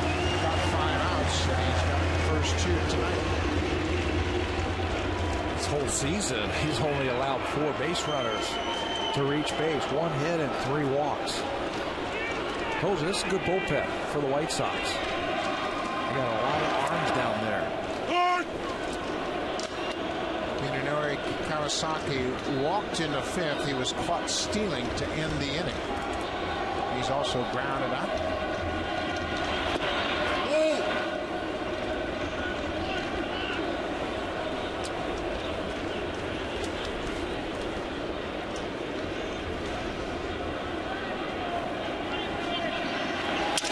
Broken bat Tapper. Santiago gets it, flips to Dunn to end the inning. The bullpen has pitched effectively for the White Sox. We'll go to the 8th. It's a 2-2 game. Here comes Steve Delamar.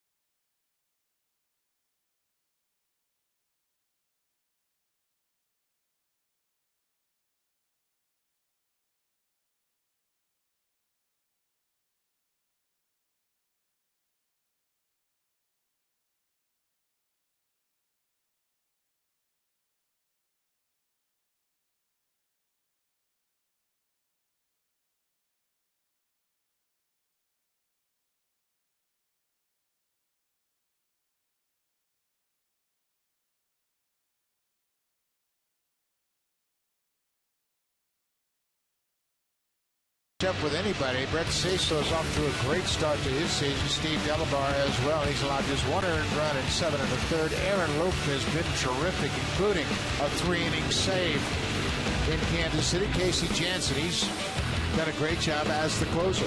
Yeah, those 4 guys have really pitched well out of the pen. The difference between Delabar and Johnson, really, Delabar can run it up in the mid-90s, throws a breaking ball also, but he's got that split finger fastball. And that is something that these White Sox haven't seen yet in this series. Top of the order for Chicago in the 8th. Leadoff man Alejandro De Aza has gone 0 for 3 with a couple of strikeouts.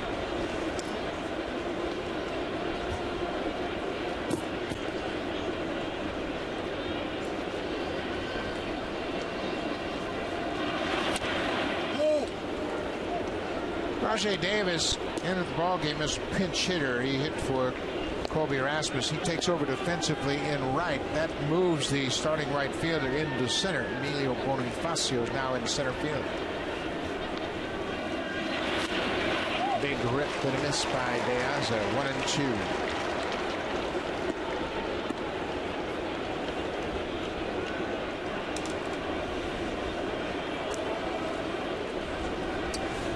Four runs in the game, 3 of them have been solo home runs. The others scored on a wild pitch. Delabar has really changed his approach after kind of not really favoring his fastball. He's gone to the fastball. It's been a total turnaround for him. First couple of times this season, it looked like he was trying to throw more sliders.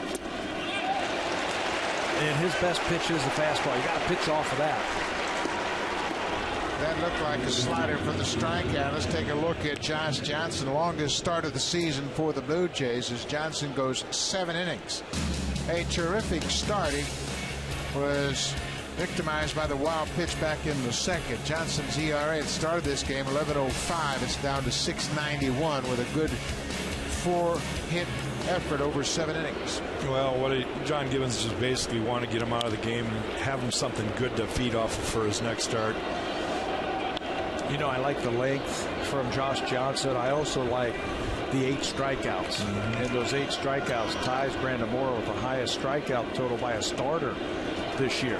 That's what he was brought in here to do. Well, he was definitely aggressive tonight. He threw the ball inside a lot better, and he had a better command of his breaking ball. Keppinger taps back to the mound. Delabar throws him out. 2 down.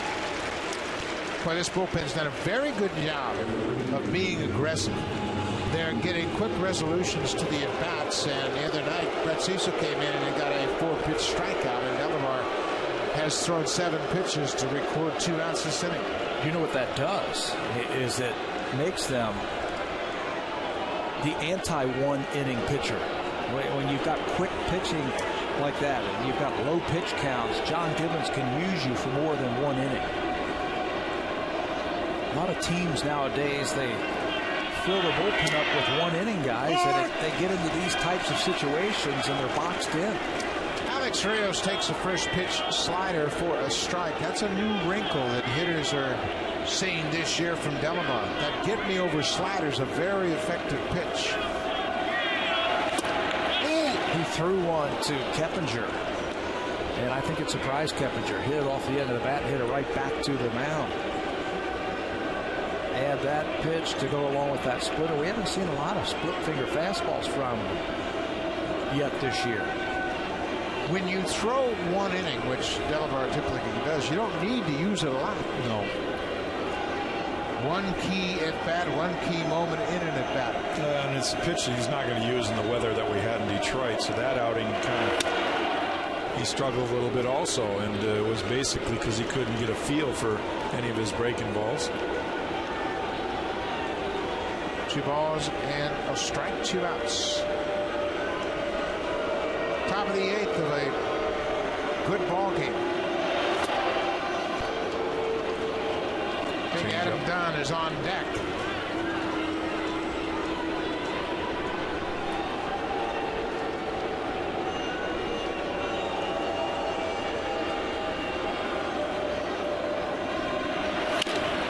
Check swing tapper. Lori's going to have the barehanded. What a play! is in the house. Good to have him back at third. This is a tough play for anybody. He makes it look easy. We'll go to the bottom of the eighth. It's a 2-2 game. Now let's go to Jamie Campbell and Greg Zahn.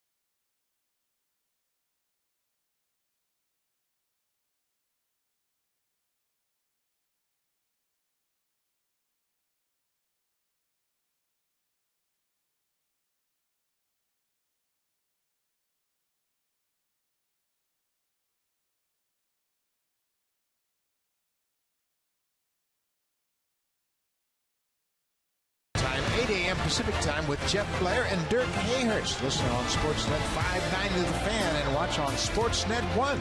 And if you tune in tomorrow about 11:20, you'll hear Brett Laurie as he will join the show. And you can bet he'll talk about that terrific play that closed out the top of the eighth. Top of the order for the Blue Jays. It'll be Bonifacio Cabrera and Aaron Sebia. Brett Laurie, a couple of fine defensive plays tonight. Back at third base. Bonifacio trying to get aboard, takes a strike.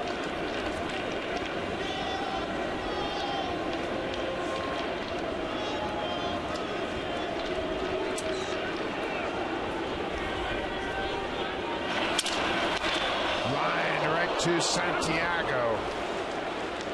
One out. Let's go back to the third out of the top half of this inning, and Brett Laurie, one of few third basemen that can make this play. We talked about that in the opening, that they're really missing defensively. That's athleticism. Rios could really run. But watch how he closes ground and then makes up his mind to field that with the bare hand and in one motion, fired across the infield. That's an athletic player. Pretty impressive right there. Melky Cabrera.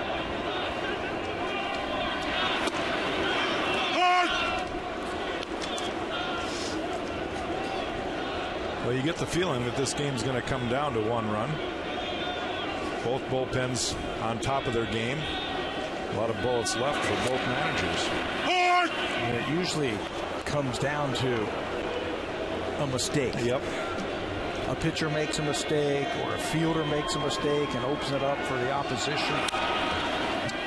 Santiago gets that ball upstairs and jams Cabrera. It's 0-2. And again, Jimenez calling for that high target, trying to run the ball up.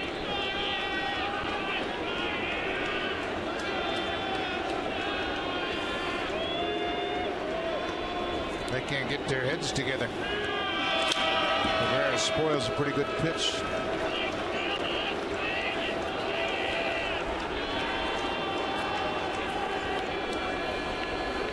Melky Cabrera just 2 for 9 against lefty pitching this season. Switch hitter. First time he's hit right-handed tonight. Takes one inside. He had to bail out in a hurry.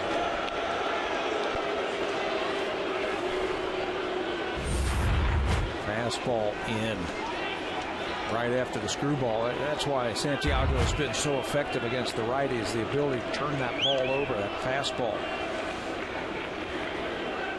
And right there, Santiago's taking time out because Jimenez is asking the umpire what the count is.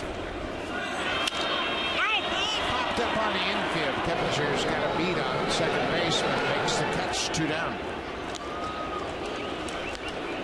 This copyrighted telecast is presented by authority of Rogers Blue Jays Baseball Partnership and may not be reproduced or retransmitted in any form. The accounts and descriptions of this game may not be disseminated without the express written consent of Rogers Blue Jays Baseball Partnership. Robin Ventura out to take the ball from Hector Santiago. He's been perfect in this series. Matt Lindstrom was good last night. He'll come on to face J.P. Arancibia.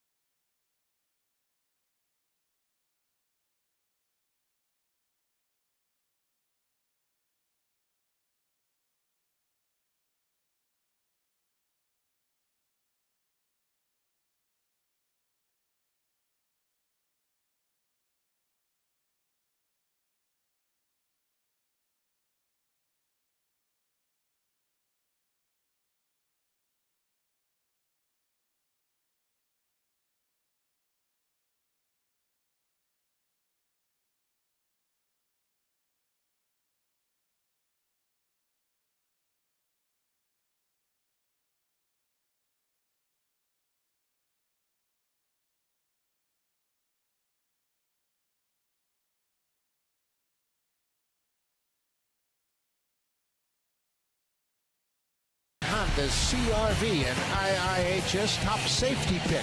Honda is the official vehicle of the Toronto Blue Jays. J.P. Arancibia homered in last night's Blue Jays win to right field, and he does it again tonight. This is number 4 on the season number 5 on the season for Arancibia as he drives that ball deep to right field. He's in one of those home run grooves right now, and the Blue Jays need all of those runs that he's providing. Arancibia is on deck trying to get a read on Matt Lindstrom. Lindstrom just into the ball game, and he was good last night. Lindstrom was very effective in the ball game. He didn't need many pitches to get to an inning in the third. Yeah, no hits, no runs, no walks, no strikeouts yesterday, so he's back in there to try to get out the right-hander. He's always had a big arm. Talked about that when he came from the Mets. That's where he started. Good fastball. He's got a good slider. 7 strikeouts per 9 innings. Love to see that out of your bullpen. 2 outs. Arancibia. First pitch breaking ball for a strike. Another thing Lindstrom has done is he's been very economical in pitches. He's getting those strikeouts, but he's only averaged 11.2 pitches per inning. He's coming at you.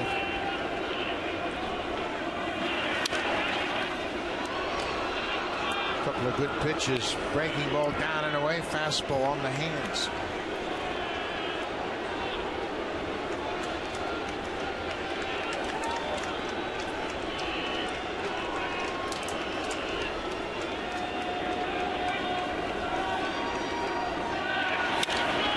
This is popped up. Shortstop takes charge. Ramirez in front of the bag at second, and Lindstrom gets his man. Just 3 pitches, and he retires Arancibia. We'll go to the 9th. A 2-2 game. Delabar coming back out.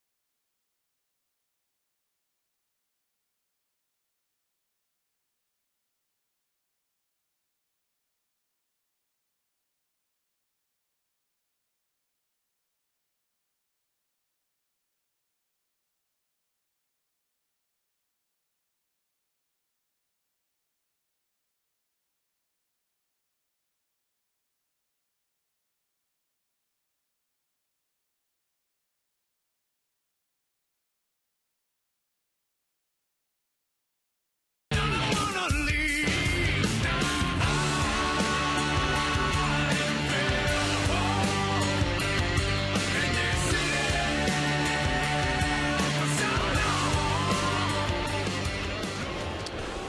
Top of the ninth inning, a 2-2 ball game.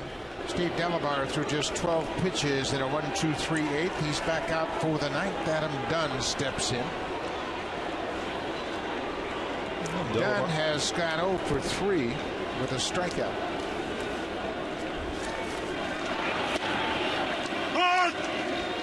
Delabar going to have to go through the power part of the lineup here with Adam Dunn and Paul Konerko back to back. 4th and 5th active home run leaders in baseball right now.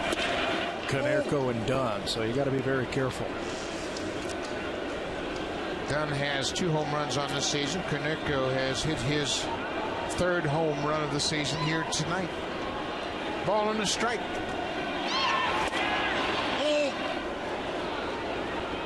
Good tailing fastball there, but ran off the plate. Last time he was up, we were talking about how you would try and pitch Dunn because he's got power to all fields. Well, you got to try to get him out in, but he likes the ball down and in. You don't need to walk him. No. 3-1.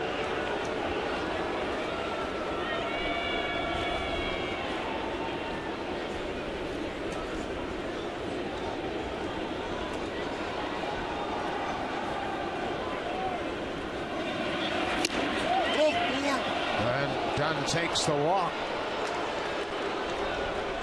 Man on, nobody out. Now for a preview of what's coming up on Connected. Here's Ken Reed and Ivanka Osmak.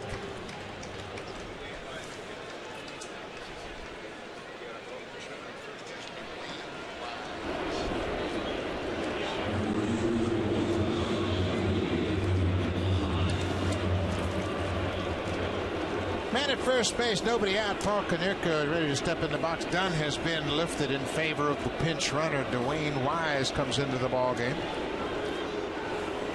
Wise pinch ran for Viciedo in the 8th in last night's game. Konerko is 2 for 3. He singled and scored and hit a solo home run in the 7th.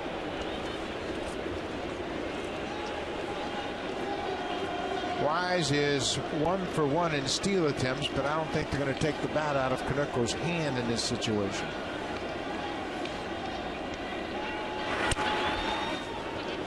Delabar falls behind. Paul Konerko just keeps making adjustments year after year. That's why he has always been a productive hitter.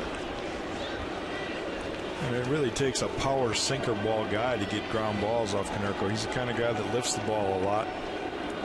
Hard to get ground balls out of. Well, that's by design. He has talked about keeping the ball in the air. He says, me putting the ball on the ground is never a good thing. He used to ground into 20-plus double plays every single year, figured out a way to get the ball in the air. Always tinkering with his swing. He thinks it's very important to get that ball in the air. And he's done it very consistently. He has the franchise record, 13 seasons with 20 or more homers. Hard. 2-1. And that's where Steve Delabar's got to pitch to him right there, down the zone, away. He's going to have to keep him honest, though. Move him off the plate a little.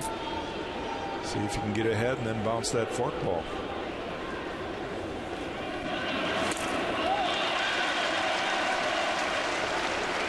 Two and 2.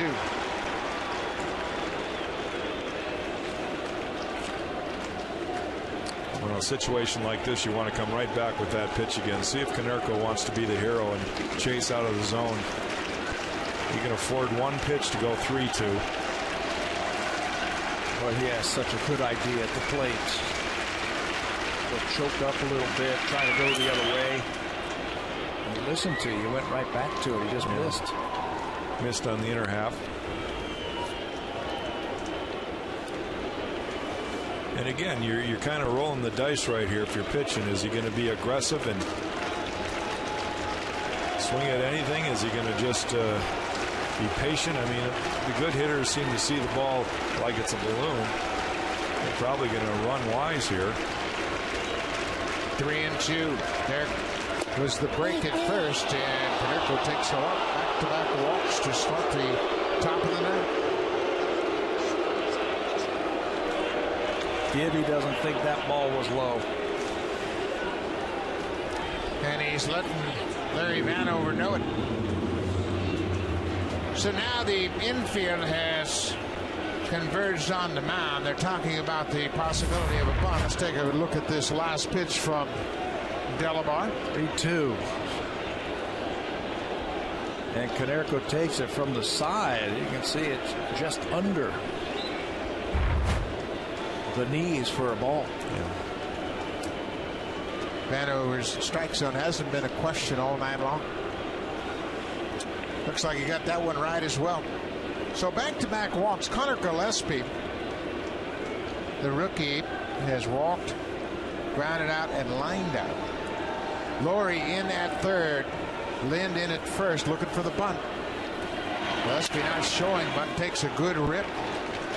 We mentioned Gillespie with that 400 average, got off to a great start. He is now 12 for 30 against right-handed pitching. Managers will do that. If they see the infield in, the corners were in, as there's some work. Ortiz and Oliver up in the bullpen for the Blue Jays.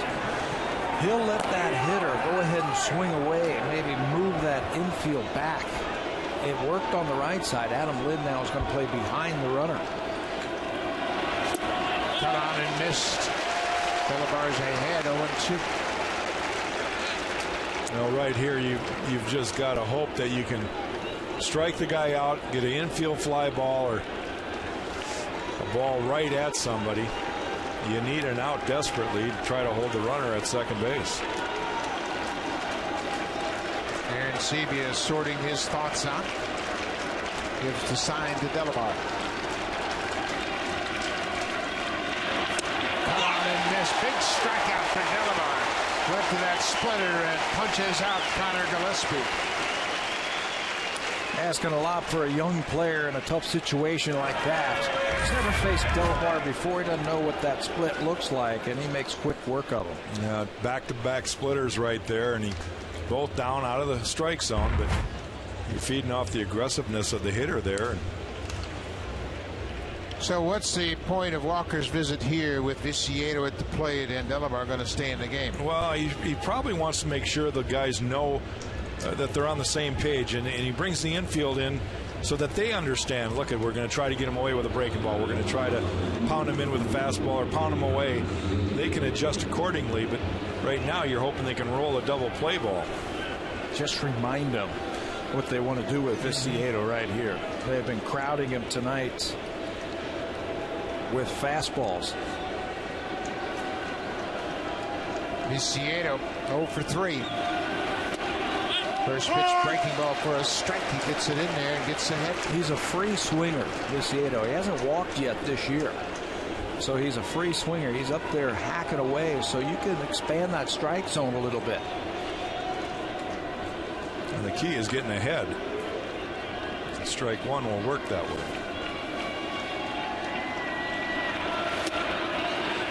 Missed inside. Viciedo's got pop. He's one of 5 White Sox that hit 25 or more home runs a year ago.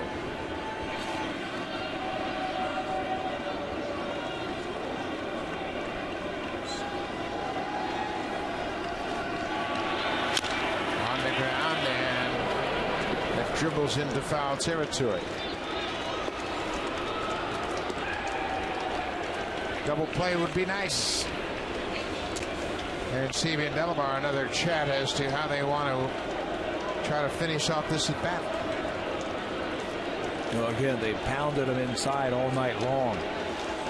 Had a couple of weak ground outs and a strikeout.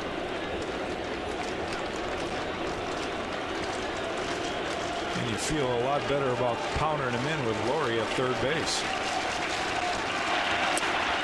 Just missed down and away. Viciedo strikes out a lot. That's the MO of this entire lineup. He has 14 strikeouts for the season, including one tonight. 2-2.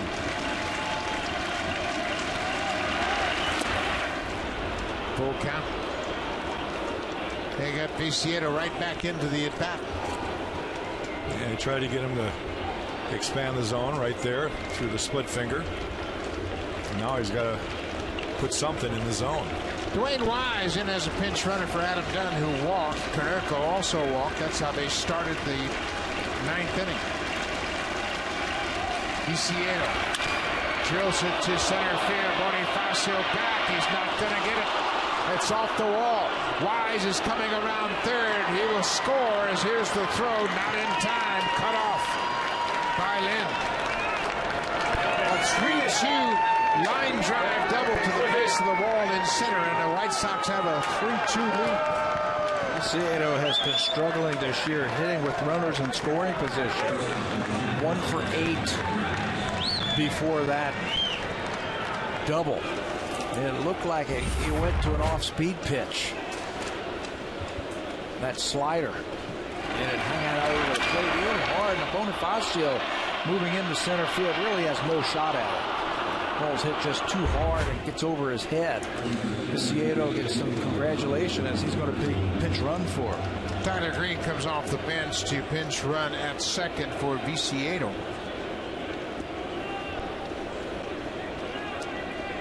So now with first base open, Aaron Sebia already calling for the intentional base on balls to Ramirez. Viciedo with the go-ahead RBI drives the run in from second. You got to set up the double play right here. You got to take the bat right out of Ramirez's hand. Set up a force at any base.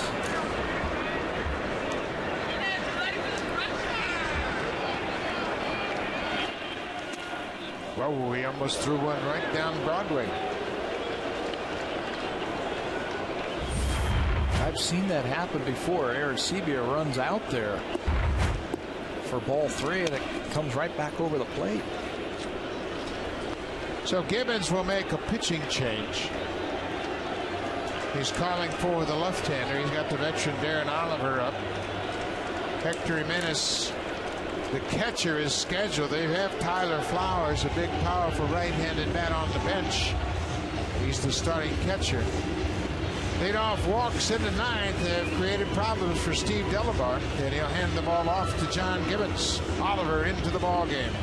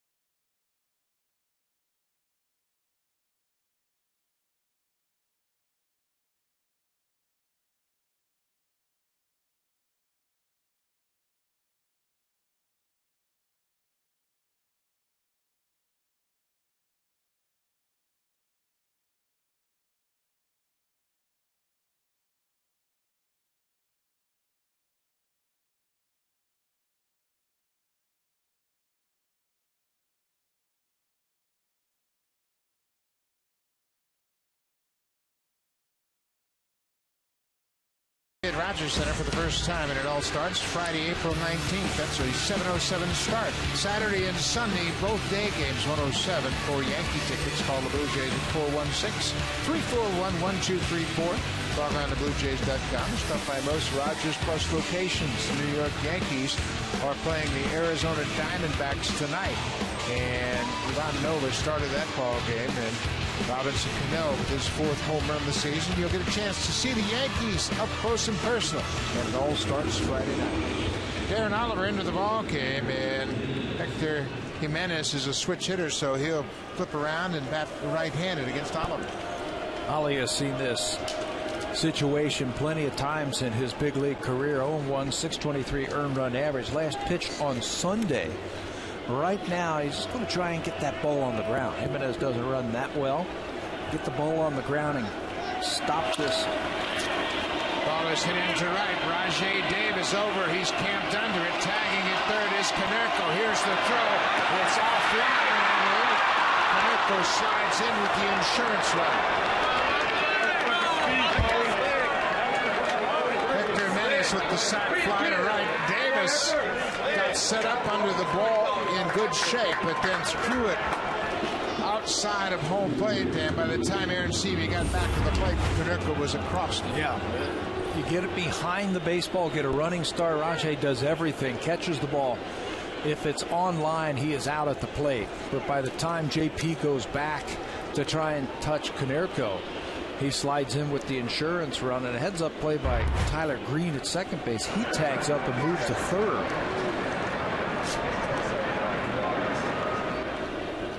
So now the White Sox have a 2-run lead. It's 4-2. Alejandro De Aza, the leadoff man.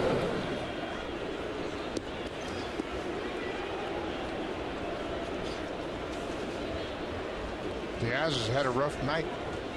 0 for 4 with 3 punch-outs. Struck out his last time up against Delamar.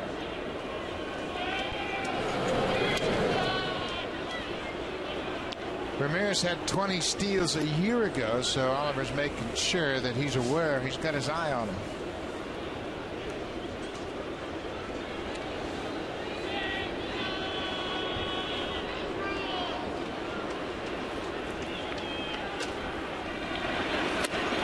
On miss. Diaz was in between, wanted to check.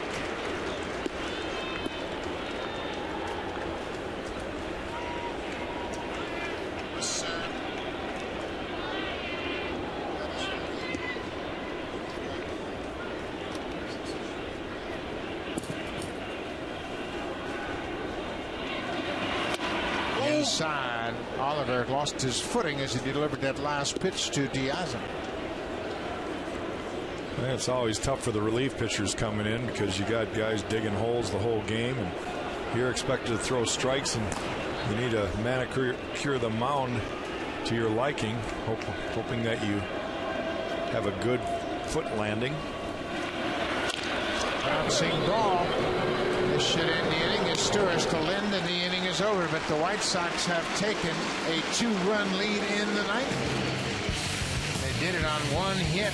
Addison Reed, already with 4 saves, will come on the ball game to face Edwin Encarnacion, who will lead it off. Adam Lind, and then Brett Lawrie. Blue Jays down by 2.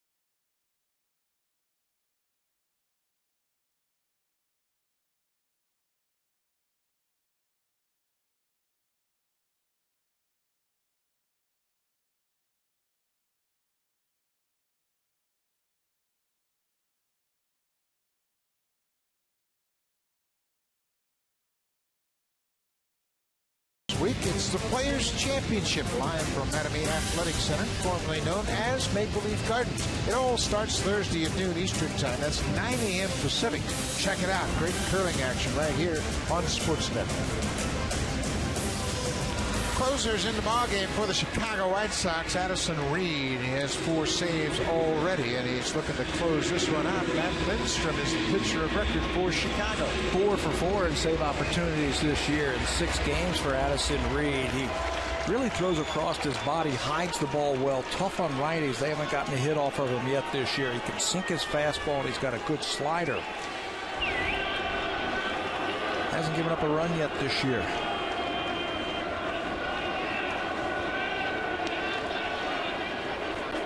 Edwin Encarnacion looks at a breaking ball outside.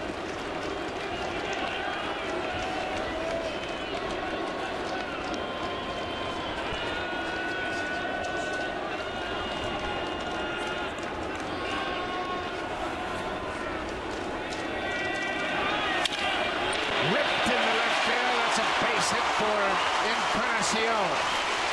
The Blue Jays get a good start in the bottom of the ninth. With the pinch running, there are some defensive changes. Jeff Keppinger started at second. He moves to first base in place of ball conductor Tyler Green. Came on as a pinch runner for Viciedo. He takes over at second. Alejandro De Aza moves from center to left. And Dwayne Wise, who pinch ran for Adam Dunn, is in center field.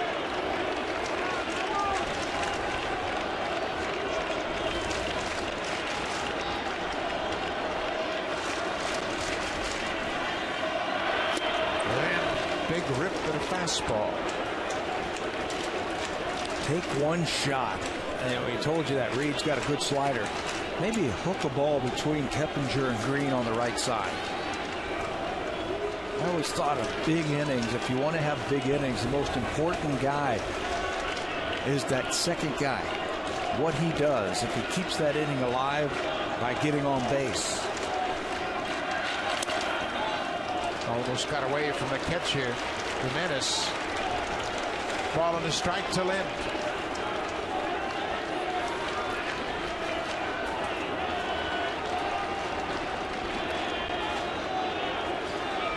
Glory is on deck.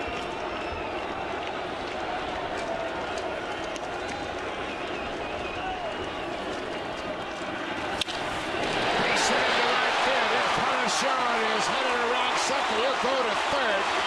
The ball is cut off by Ramirez, and the Blue Jays got something going here in the ninth. That's what I'm talking about. After the leadoff single by Encarnacion, here's a huge hole on the right side. So try and pull that slider and have a big inning. Hangs out over the middle of the plate, and Lynn hammers it to right field. Encarnacion knows that his run right now to the White Sox doesn't mean anything, so he goes all the way to third base. And Brett Lawrie, opportunity for the dramatic right here. He's been known to do that. Addison Reed is 2 for 2 in save opportunities against the Blue Jays in his young career. This is just his 4th appearance, and Brett Lawrie looking for his first hit of the season.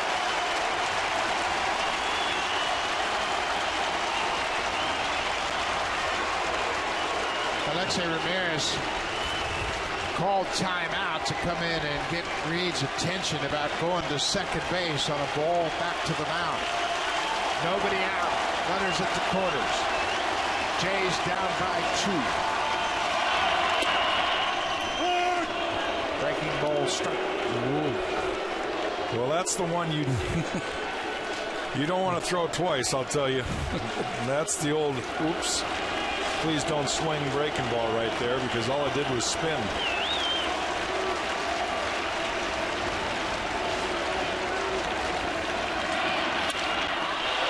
Driven into center. Wise calls for tagging at third is Encarnacion. And he'll come in to score. Lawrie picks up the RBI. It's now a 1-run game. He just missed that. It was up just enough for Brett Lawrie where he just couldn't get on top of that ball and drive it. He'll take the RBI. That's a pitch that we have seen him hit and hit with authority. That time just under it a little bit. High fastball. Watch the bat come through. You can see just missed it. A little bit down on the barrel. Missed the sweet spot just a tad. Rajay Davis came into the ball game as a pinch hitter in the 7th. He struck out.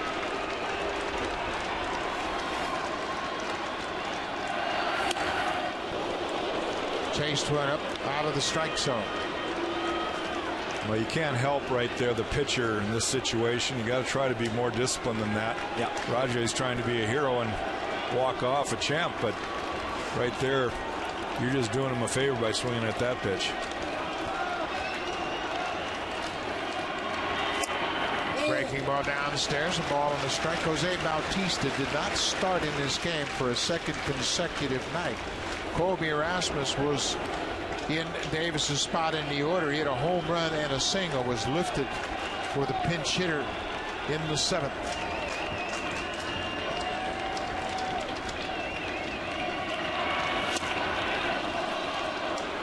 One and two. Rajay is always better when he's thinking right center field. Slowing that swing down just a little bit. Staying on that ball a little better. There's Meiser Asturis on deck. Not a lot of options for the Blue Jays with just 3 bench players. Foul chip off the catcher. Bautista, we mentioned he didn't start. He's been dealing with back issues, and we don't know if he's available or not. He's also had an inner ear infection also. That's kind of thrown him off. They said he would be available to pinch hit tonight, but I don't see him on the bench. Yeah, he must not have been able to get loosened up with that back. And right now, John Gibbons not going to take a chance. Davis hanging tough.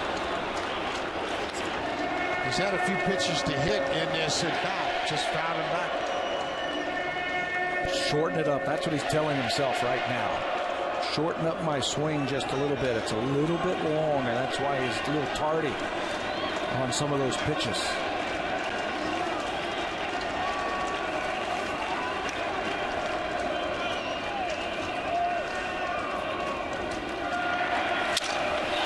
Broken bat, fly ball to left. Diaz gets there and makes the catch. Blue Jays are down to their final out. Addison Reed had 29 saves a year ago for the White Sox. That was good for 7th best in the American League. And now Meiser Asturis will try to keep the inning alive. Meiser Asturis in his first at bat against Gavin Floyd last night went deep, his 2nd home run of the season. Slider that was up, and it was able to get that bat head out to drive that home run. Now just thinking about line drive, get on base. Outfield is playing deep. They're going to try and cut anything off in the gaps or down the line. Lind at first.